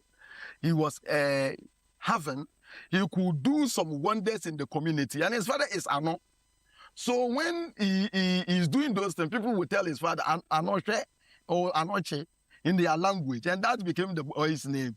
Okay. So the Frimpong Manso and others were later names that was given to him through his movements. But the name is Anoche. People call him Frimpong. So he was a Guan. He's a Guan. What led to Akwamu's decline? The Akwamu decline actually came from the overbearing attitude. You know, they grew powerful. And then they were putting other states like the Ghana states. They conquered Ghana in 1690s, and they conquered the Ghana, and Ghana became part of Akwamu sovereignty, influencing a lot of things in Accra. So you see people from Otubrohum, some of them are from the Akwamu, and they were able to, so some of the Akanians we see in Accra Central, these were people from Akwamu. Me, for example, if you trace my background very well, because my father is from Otubrohum, the Ankres are the same as the Otu people. So when the Otu was, his brother was Ankara and others. So when he came to stay among the Ankres, he created his word. And in Accra language, the word is Brono, which the guys call Brohum. So it becomes Otubrono, which is now Otubrohum. Interesting. And over the years, there's something called incorporation.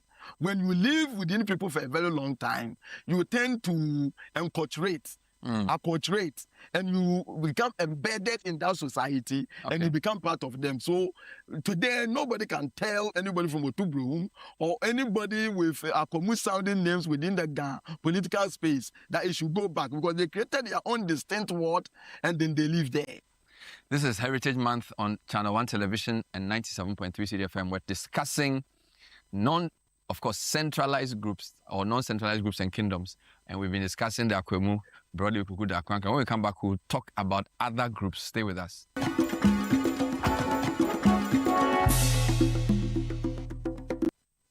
Do you want a healthy smile? Good morning, Raquel. Fresh brewed coffee for you. Oh, thank you, Dr. Maya. Yeah, you're welcome. Coffee, tea, red wine, those things cause so much stain on our teeth. But I like to tell my patients that cosmetic whitening is a great, safe, effective way to brighten your teeth, like 4 to 6 shades lighter. So it's important to come in to get an assessment on your teeth to make sure you're a good candidate for whitening, because we want to make sure you have a good foundation. Yes, I definitely agree. Like you said, and it could be done right here at Bethel Dental. I also like to make sure patients realize you need to get your whitening done by a licensed dentist or dental hygienist. So that way you can make sure you're getting the correct product, it's safe, you don't get any burning on your gums, you don't get any sensitivity with your teeth. So those things are super important when you're looking for a place to whiten. Yes, so why wait? Schedule your appointment today. Healthy smile.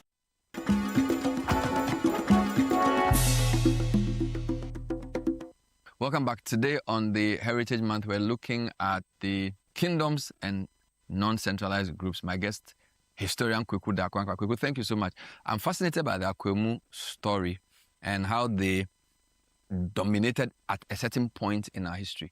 Another group that I'm interested in is the Denkyira, which is what I opened with, and you said you will come back to them.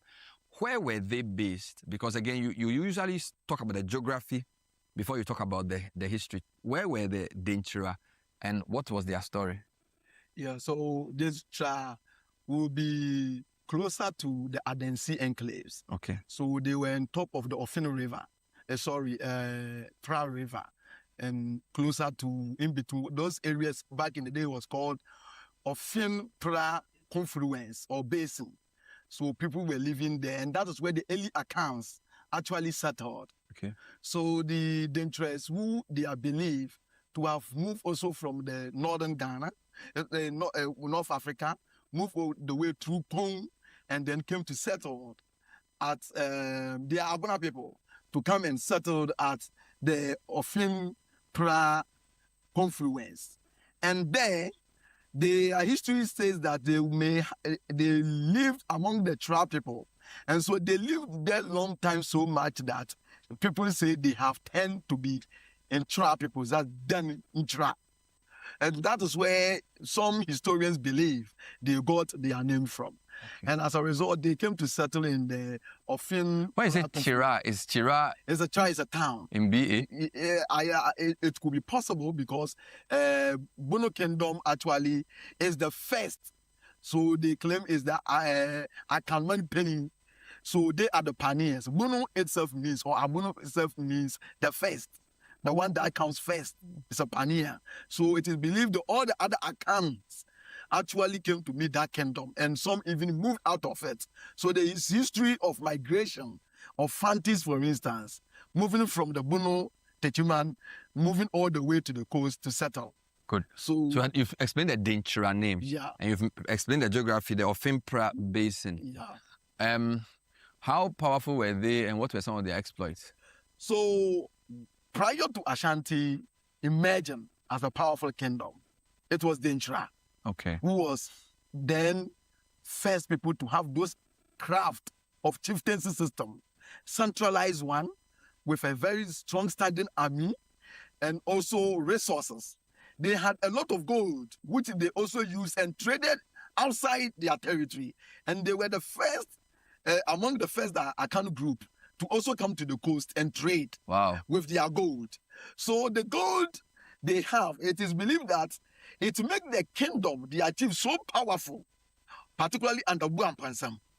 Buampansam was the one who expanded the kingdom and make it so powerful that it exerted authority over the Chofo, over the Asil, over the Adanse, and over all the pre-Ashanti kingdom, the states that make up the Ashanti kingdom. So that was Buampansam. He was having authority even over Kwaman State, Kumasi. Mind you, the war was as a result of some of the unheard of tributes he wanted to exert from Kwaman and other pre-Asante states. So, under Wampensem, as a result of his power, he was able to conquer state by state.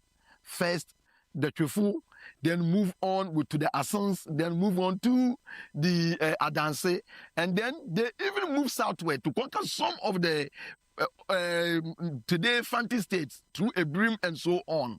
And Wampensem was so powerful because of abundance of gold and its use. And history tells us that he was so impressed with gold so much that he did not even want to spend a gold that has spent another day. Okay, what we call the overnight. So they call him Odisika Atom Prada, the one who always eats freshly minted gold. So for his people, if he wants to buy something, that gold should be mined today. If a day passes, that gold, he doesn't use it. That's why we call him Odisika Atom Prada. Wow. So that is the kind of person he was.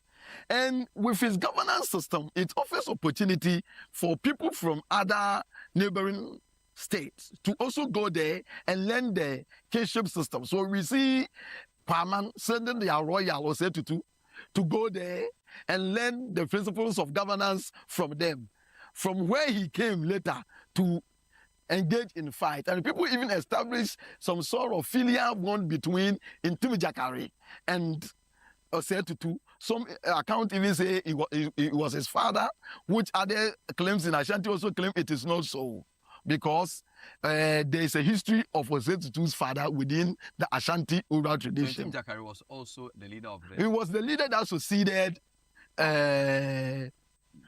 Wampensem. And because of his kind of governance, which many of its tribute states or the people who fell under the vassal state felt very angry about some of his inhuman demands. Like people should bring all the gold from their community, put it in a brass basin, and carry it all the way, asking the wives of all these chiefdoms to bring their wives to him to enjoy and so on. So there's a lot of claims that people apparently who were his vassal state were uncomfortable with. And this finally led to the last demand he made on Kwaman and the pre-Asante state, which they decided that they can stand it no again. So they came together that there is the need to fight, which led to the Feyasi Asante Dentra War of Feyasi in 1699, which the Ashantis won the Dentra. Was that the one the golden stool was conjured? Or that's the... No, that was afterwards. It was even after the defeat. But who won the Feyasi War? The Feyasi War was won by the Ashanti, and afterwards from 1700 they began to assert themselves. They assert themselves because the powerful kingdom has been defeated. So then Ashanti came together that because of the war, they have to come together and unite into one single governance entity for the sake instead of being so they call themselves Osanti for people who came together because of war. Interesting. And so they joined and they founded their power, and that led to the demise, gradual demise of the Dentra Kingdom. So are there towns in Ghana today that you can say are Dentra enclaves? Yes. So originally, where they are today, of course, the Upper Dentra. Yeah, the Upper Dentra and so on. But prior to that, they were closer to what is modern day Akrokari. So their capital was Abankasiasu. Okay. Abankasiasu. That was what used to be their capital under Wampensem, under Ntumi Jakare, Owusubari, and all the other chiefs that have come from Dentra. Interesting. So they were very powerful. The enclave they are right now, when you look at the map, is between central Ashanti and Western, that enclave. So as a result of the war, some moved later. They moved from their enclave and they decided to come to the south. I see. To come to the British to offer them territory, because the Ashantis have taken their territory. So they moved close, and that is how they came to see the governor, and the governor got them Jokwa. That is why their chiefdom's capital is at Jokwa. Where is that? Because Jokwa is in Cape Coast, on the back of Cape Coast. When you use the Wesley Girls Road and all the way to Chofopra, so Jokwa is on the road. So that is where they came to settle as a result of the movement from the top as a result of war, and they were granted that land. And then later they spread back to where they are today. You did mention certain states. Whilst you were discussing this, you mentioned Asin, you mentioned Adanse. Yeah. What's the difference between a state? When you say a state, are they those that came together to form then the kingdoms? Yeah, so these states, depending upon the architecture of their governance, then become kingdoms. I see. So every state is a state. If you look at the Guans, they were also states. Just that the differences that give them whether to be identified as acephalous or non-centralized state, or whether to be called a centralized state or kingdom, depends upon the architecture of the governance that you operate within that state. Wonderful. So where Asin are today, we are told it's almost like the buffer between Fanti and Asante. Is that correct? So the Asin were the people who you had to cross if you were moving from Ashanti down south, or if you were moving from Fanti back to Ashanti. Is that correct? Historically, it wasn't so. Historically, what it was is that the people, there were some people from the Adanse, okay? And there were some too from the pre-Asante kingdoms who came. And they originally, these two major groups are the Atadensu, Asin Atadensu, and Asin Apimini. Okay. Apimeni and Asin Atadensu. Those were the people that came. And originally they were living at Nimiaso, which was on top of River Pra. I see. That is where they lived for a very long time. Until in 1800s going, where the two Asin chiefs had issues. The chief of Asin Atadensu, in Asin Atadensu had co-rulers, Apatoy and Otibo. And then Apimenim have their Amudari, who was their chief. So there was an issue where the chiefs of the Atadensu caused a sacrilege of the graveyard of, how do you call it, the Apimenim chief. And the issue was sent to Asantehene. And then the Asantehene told the two chiefs, Otibu and Apatoy, to come to Kumasi so that they settle the issue because of the overthrow. So what happens was that the Asante declared, they executed the Asante messengers. And this angered the Asantehene. So they launched a war on them. And as a result of the war, the Asante people crossed the river, the two chiefs crossed and came and settled among the Fantis. And Asantehene warned the Fantis that they should bring his vassal chiefs back to him so that he executes his judgment. Then the Fantis say, to hell with you. So Asantehene got angry. The Fantis, just like what the Asante chief did, also executed the Asantehene's chief. And this is an act of war. So Asantehene invaded the coast. That is what led to the coastal campaign of 1806-1807. Because these guys have come there. So Asantehene came to defeat the Fantis and then was able to grab Apatoy and killed him as well as Otibu later. So this is how, and based on that war and how the Ashantis were coming to defeat them, the Asans then crossed the river to come and live below the Pra River. And that is why today they are below River Pra. But historically, that was not their place. And so when they came, they didn't have land. All right. The land belongs to the Asifolo societies.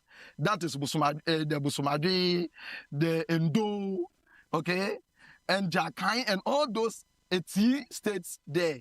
They were the people who gave them the land. In fact, for Apimenim, even the chief of Abra also gave them some land. That is why he moved from Asin Atadensu, Asin Mansun, all the way going. There are some people. Wow, fascinating stuff here on the Heritage Month on a series with Kweku Dankwa discussing kingdoms and non-centralized states. Thanks for watching today's edition. There's more on our next episode. Stay with us. Ago.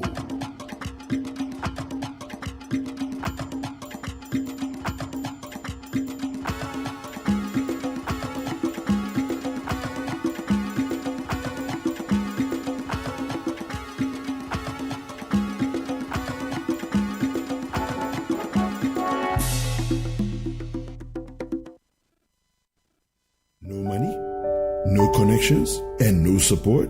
Can you really build something from nothing? This week on Lifeline, we're talking about how to start with nothing. Join Bishop Fred Kranchi-Mensah and his guest, Professor Joseph Asafo-Edu, as they discuss practical steps, relatable stories, and the mindset you need to begin even when you feel unprepared or broken due to setbacks. Welcome to Lifeline. I'm your host, Fred Kranchi-Mensah. I'm excited that you have joined us today. What does it really mean to start all over with nothing? Looking at it from the financial point of view, looking at it from the social point of view, and then also looking at it from the psychological point of view. That's a very interesting question, and thanks for that. And it is at the heart of the human condition. It is to say, another way of stating that is to say that you can come to a certain stage in life where you have sunk so deep into abject poverty. Poverty at all life, at all sides. And some will call it multi-dimensional poverty. Lifeline airs every Tuesday and Thursday at 10 p.m. only on Channel 1 TV.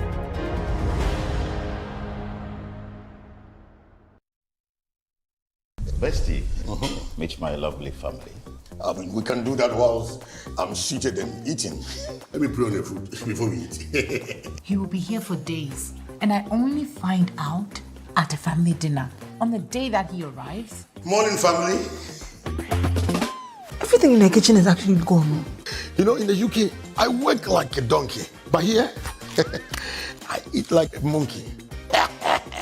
My noodles just vanished like a spirit had brunch. He finished my slightly burnt oil rice. Half a crate of eggs cannot just poof, disappear. Good morning, all. Lisa, have you by any chance gone to the kitchen? Madam, unless the kitchen walk to me my sleep, you are the enter the kitchen. If I die, won't you serve food at my funeral? Heaven save us. Bestie. Away, Dad, I'm sure he's gone. Good morning. I thought you were gone. The Blankson family is here. The vibe is too much.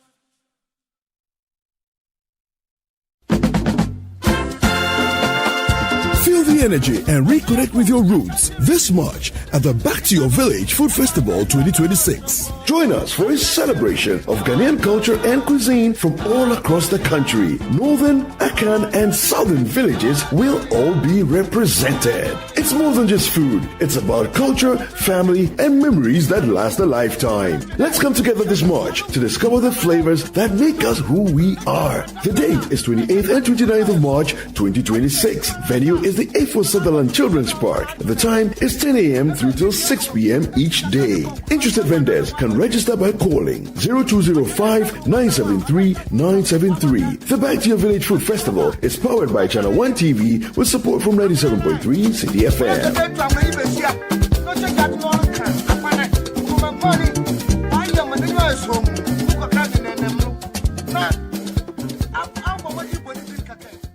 Welcome to The Point of View. This is your favorite current affairs show here on Channel 1 Television. On The Point of View, we pick the right topics, get the right guests, and ask them relevant questions on issues that matter to you. With the complexities of the issues happening around us on a daily basis, it's the hard-hitting conversations and the probing questions of The Point of View. So what is the Public Account Committee's job? So what we do is to scrutinize, clarify, and find out why certain infractions have been made. What do these IMF programs try to do? The current program is for budget support. Okay. There are no projects attached. That teases apart the twisted entanglements of politics and governance, as well as religious and social discourse. The Point of View brings you the policymakers and duty bearers and drills down to the very bottom of issue. What authority do you have? The Point of View airs every Monday and Wednesday at 9 p.m. only on Channel 1 TV.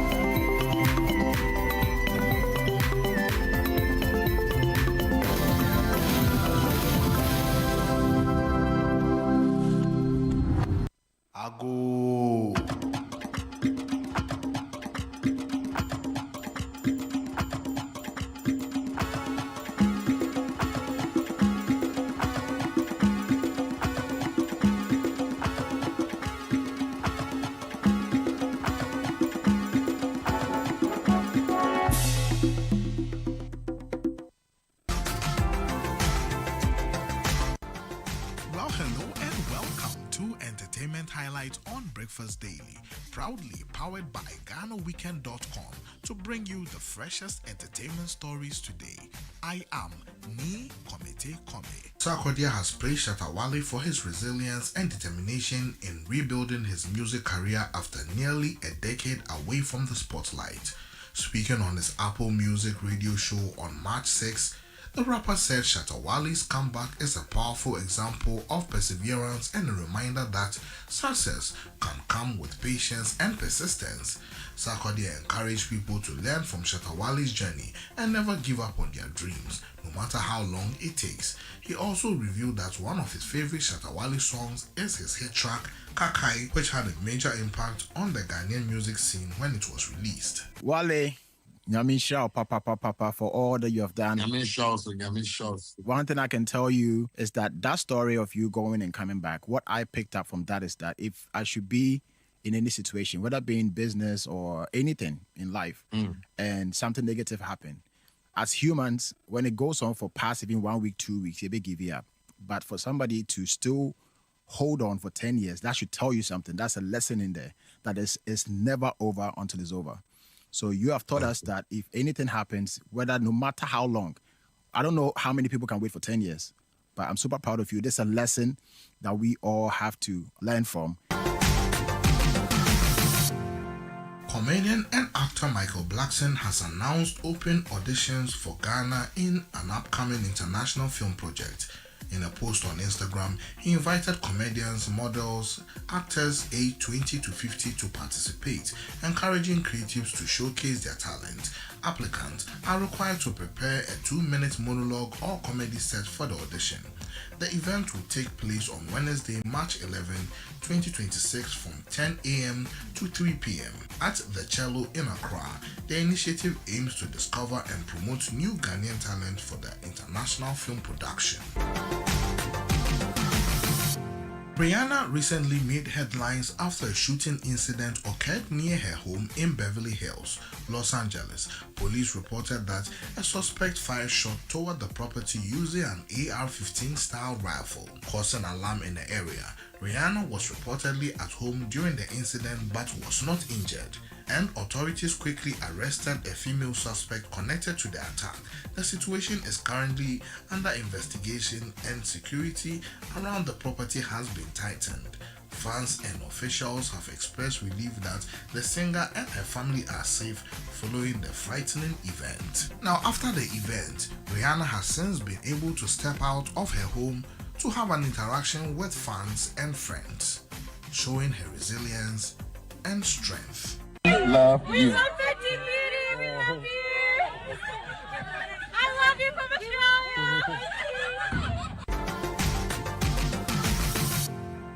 And that's a wrap on today's entertainment highlights on Breakfast Daily, proudly powered by GhanaWeekend.com. Now you know we've got you covered. From the hottest music releases to exclusive celebrity updates, stay tuned, stay connected, and keep your finger on the pulse of the world's entertainment. For more stories, behind-the-scenes content, and the latest updates, visit GhanaWeekend.com. Until next time, Keep enjoying the vibes. I am Ni Komite Kome. All right, welcome back, ladies and gentlemen, and that's the entertainment highlight of the day. And if you want more of that, all you need to do is head to GhanaWeekend.com, or you can follow them on all social media platforms to stay updated with any entertainment news. Now it's time for us to have a conversation, and as we all know, I think 2 days ago was International Women's Day. Now we're going to be having a conversation with some special women who are in the studio with us. Well, they are from World Vision International, and they are about to tell us what they are doing and what the International Women's Day actually meant or means to them. Now, ladies and gentlemen, in the studio we have Dr. Tina Mukanda, who's the National Director of World Vision Ghana. We also have Evelyn Nouveau, Jessie Specialist at World Vision Ghana. And also we have Vanessa Boatin Okra, RISE Project Officer and Education and Life Skills at World Vision Ghana. You are all welcome, guys. Thank you so much. How's everything? Good. Once more, happy International Women's Day. Thank you. Yeah. You. I'm going to use this whole month to wish every woman happy International Women's Day. So, happy International Women's Day once more. All right, so let's get straight into it. Dr. Tina, what is World Vision? Thank you so much for having us, and good morning to the listeners that are tuned in. Yes, so World Vision Ghana is a charity organization. It's child-focused, economic empowering, and also Christian organization. We have been around for over 40 years, operating in Ghana. We operate in 14 out of 16 regions in this country. We offer last mile for children, especially vulnerable children, girls and boys. And so glad to be here in the studios this morning. Right. And so, we just celebrated International Women's Day. I think it was on Sunday. Yes. And definitely it was everywhere. It was on social media. Everybody wishing everyone happy International Women's Day, happy International Women's Day. Some people even turn it into Mother's Day. We know that. But obviously we know it's not about mothers, but it's about women that are just pushing. And this year's theme was Give to Gain. So why is this day still important in 2026? And when you look at it from World Vision's perspective, why is women important when it comes to women's empowerment, important when it comes to children? No, thank you so much once again. Yes, it is still very critical for us to continue to celebrate the International Women's Day because we are not where we need to be, although we do recognize that we are not where we started. And so this is a global moment that gives us an opportunity for us to take stock, to reflect, to also really take inventory of what we have achieved. So if you ask me, it's a moment where we come together and celebrate where we have come from, celebrate the trajectory we are on, a positive trajectory we are on, but also take a moment to say what more needs to be done, because we're still having a long way to go, because no country on the planet Earth has already achieved gender equality. And so we are not safe until everyone is safe, until every child is safe, until every mother is safe, every woman is safe, and every girl is safe. And so we have limited, education access for women. We still have limited economic opportunities for women. There's been progress on leadership representation, but there is still a long way to go. Discrimination is still with us. We are still confronted with a lot of barriers. And so it's a global moment, if you ask me, a global moment to reflect, to be, stand still and be able to see what more can we actually do. And so for World Vision, International Women's Day, for us is a moment where we affirm our commitment to continue empowering women. because World Vision do exist definitely to transform children, and we make sure that the children are educated for life, they enjoy good health, they are protected and participating, they love God and neighbor. But if you ask me, and we have come to realize and know that when women are not empowered, children are more vulnerable. Right. And so it is very important that we continue to definitely intervene, to Right. program and celebrate and amplify, you know, this day, just because we know women are catalysts. Once, you know, things are okay with them, their families are resilient, their communities are resilient, and we're building a better future for this country as well. Right. That's very interesting. So, Evelyn, let me talk about the empowered woman. Every time we hear about women empowerment and women empowerment and women empowerment, so who is the empowered woman, and what specific dimension would you refer an empowered woman to? Thank you very much, and good morning to our viewers out there. So looking at the global theme, we're looking at Give to Gain. But for World Vision Ghana, we have specifically selected a theme, empowering women, thriving communities. That means that when women are empowered, the communities thrive. Ooh, that's good. So for World Vision Ghana, when we say empowered women, we are looking at, or we're referring to several interconnected dimensions. So one, in terms of financial or economic empowerment, we're looking at ensuring that women have access to financial resources. In this case, we look at land, credits, and also other economic opportunities. Right. We also, so that they can support their families and then their households. We have social empowerment, where we have to ensure that women have access to education, healthcare, as well as protection from all forms of gender-based violence. And also we have empowerment in terms of taking up leadership positions, participating meaningfully in decision-making processes. And finally, something that's aligned with our identity as an organization, that is the spiritual empowerment. And which for me, I say it's very, very key. Here we're looking at helping women to be able to see what their God-given potentials are, also help them recognize their values, their identity, so that they can be able to make a positive change in the communities where they live in. I'm actually enjoying this conversation because as a Christian, a lot of times people out there think that Christians are not supposed to be talking about equality. But no, this conversation is really... I'm sure my producers know how this conversation is so dear to me. I'm excited about this, to see other Christian women actually talking about, you know, empowering women and equality. I think it's really a step in the right direction that we are going. So once more, thank you. Thank you so much for what you're doing. So let's go to Vanessa. Vanessa, so what changes do we see when families have women that are empowered? So women that have access to savings, to financial services, to even the lands. What changes do we see? Yes, so some of the changes that we see is when women have access to a higher level of income, they prioritize certain essential needs that are needed within our households.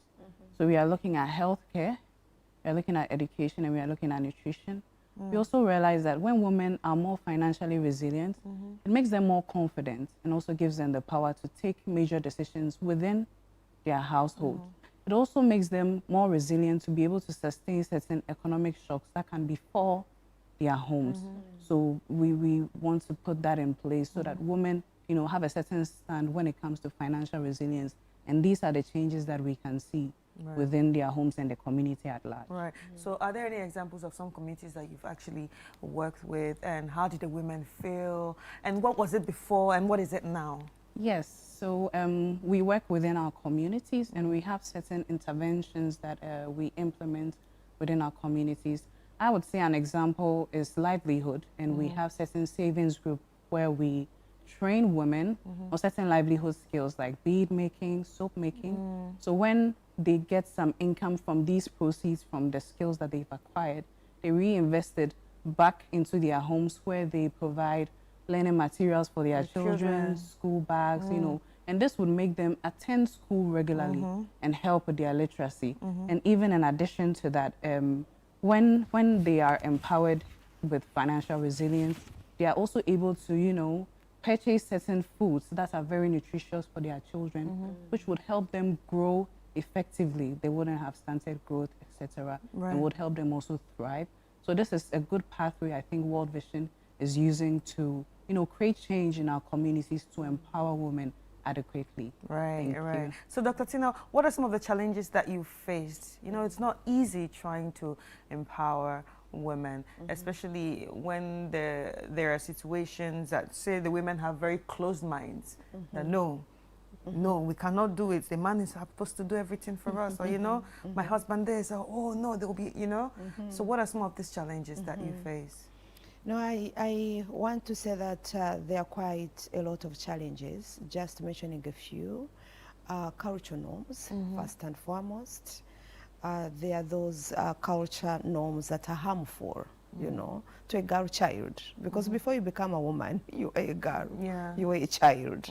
And depending on how you have been brought up, on how you have been nurtured, by the community around you, by the norms and the cultural, you know, social aspects of your environment, pretty much determines how you become when, you know, you grow to be a woman. And so we have had to intervene. We have had to have those very meaningful conversations with, you know, cultural leaders. We have had to even engage men, because at the end of the day, you know, you can't do it without them too. Definitely, you know, the thing is, when men are empowered, therefore women are empowered.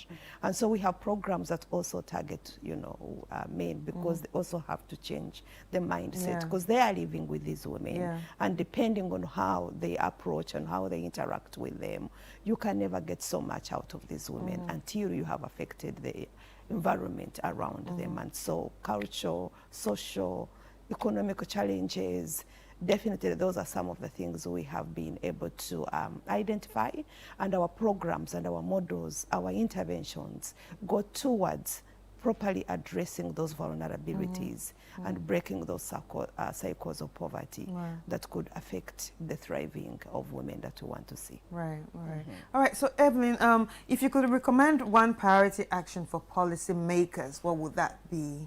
Good. Thank you for that.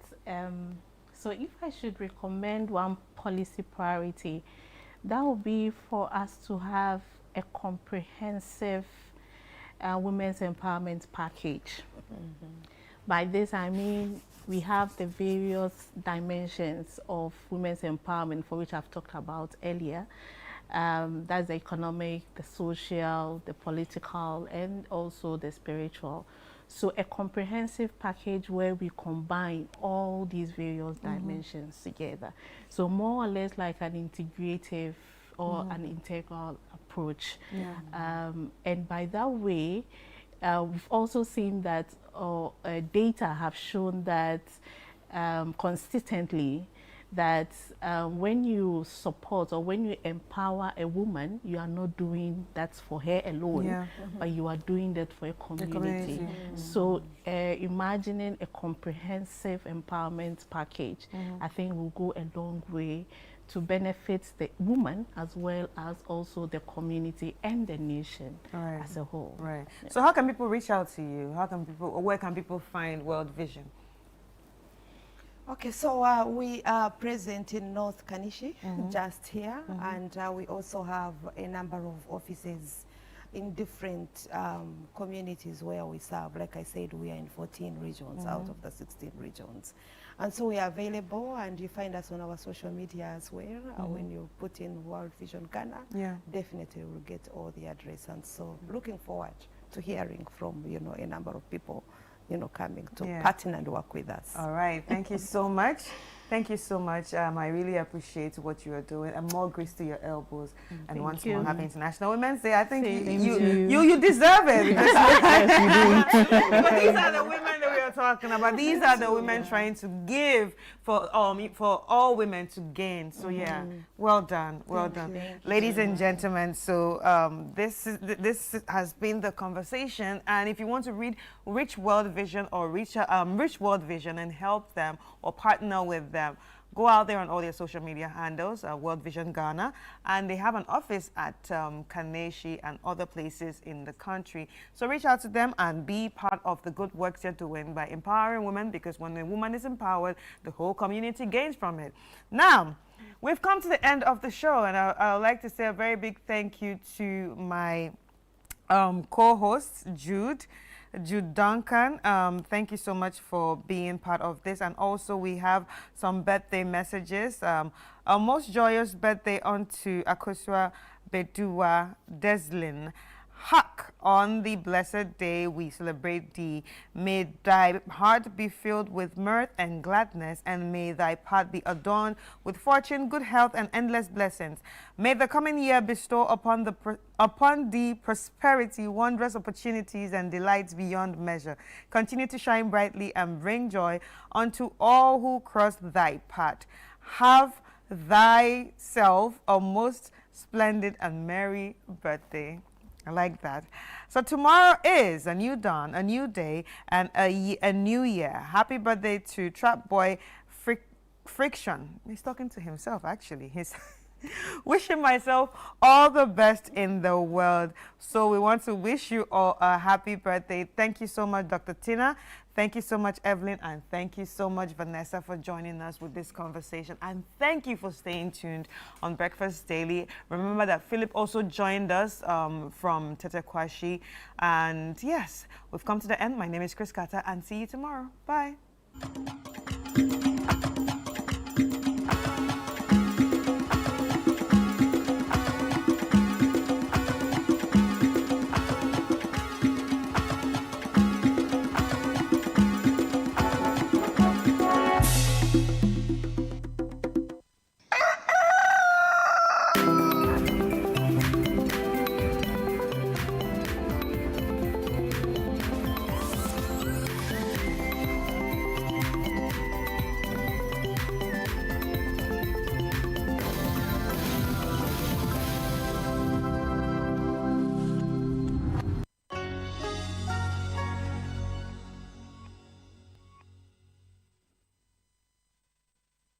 Secondary School invites all alumni and stakeholders to the 67th anniversary and homecoming celebrations.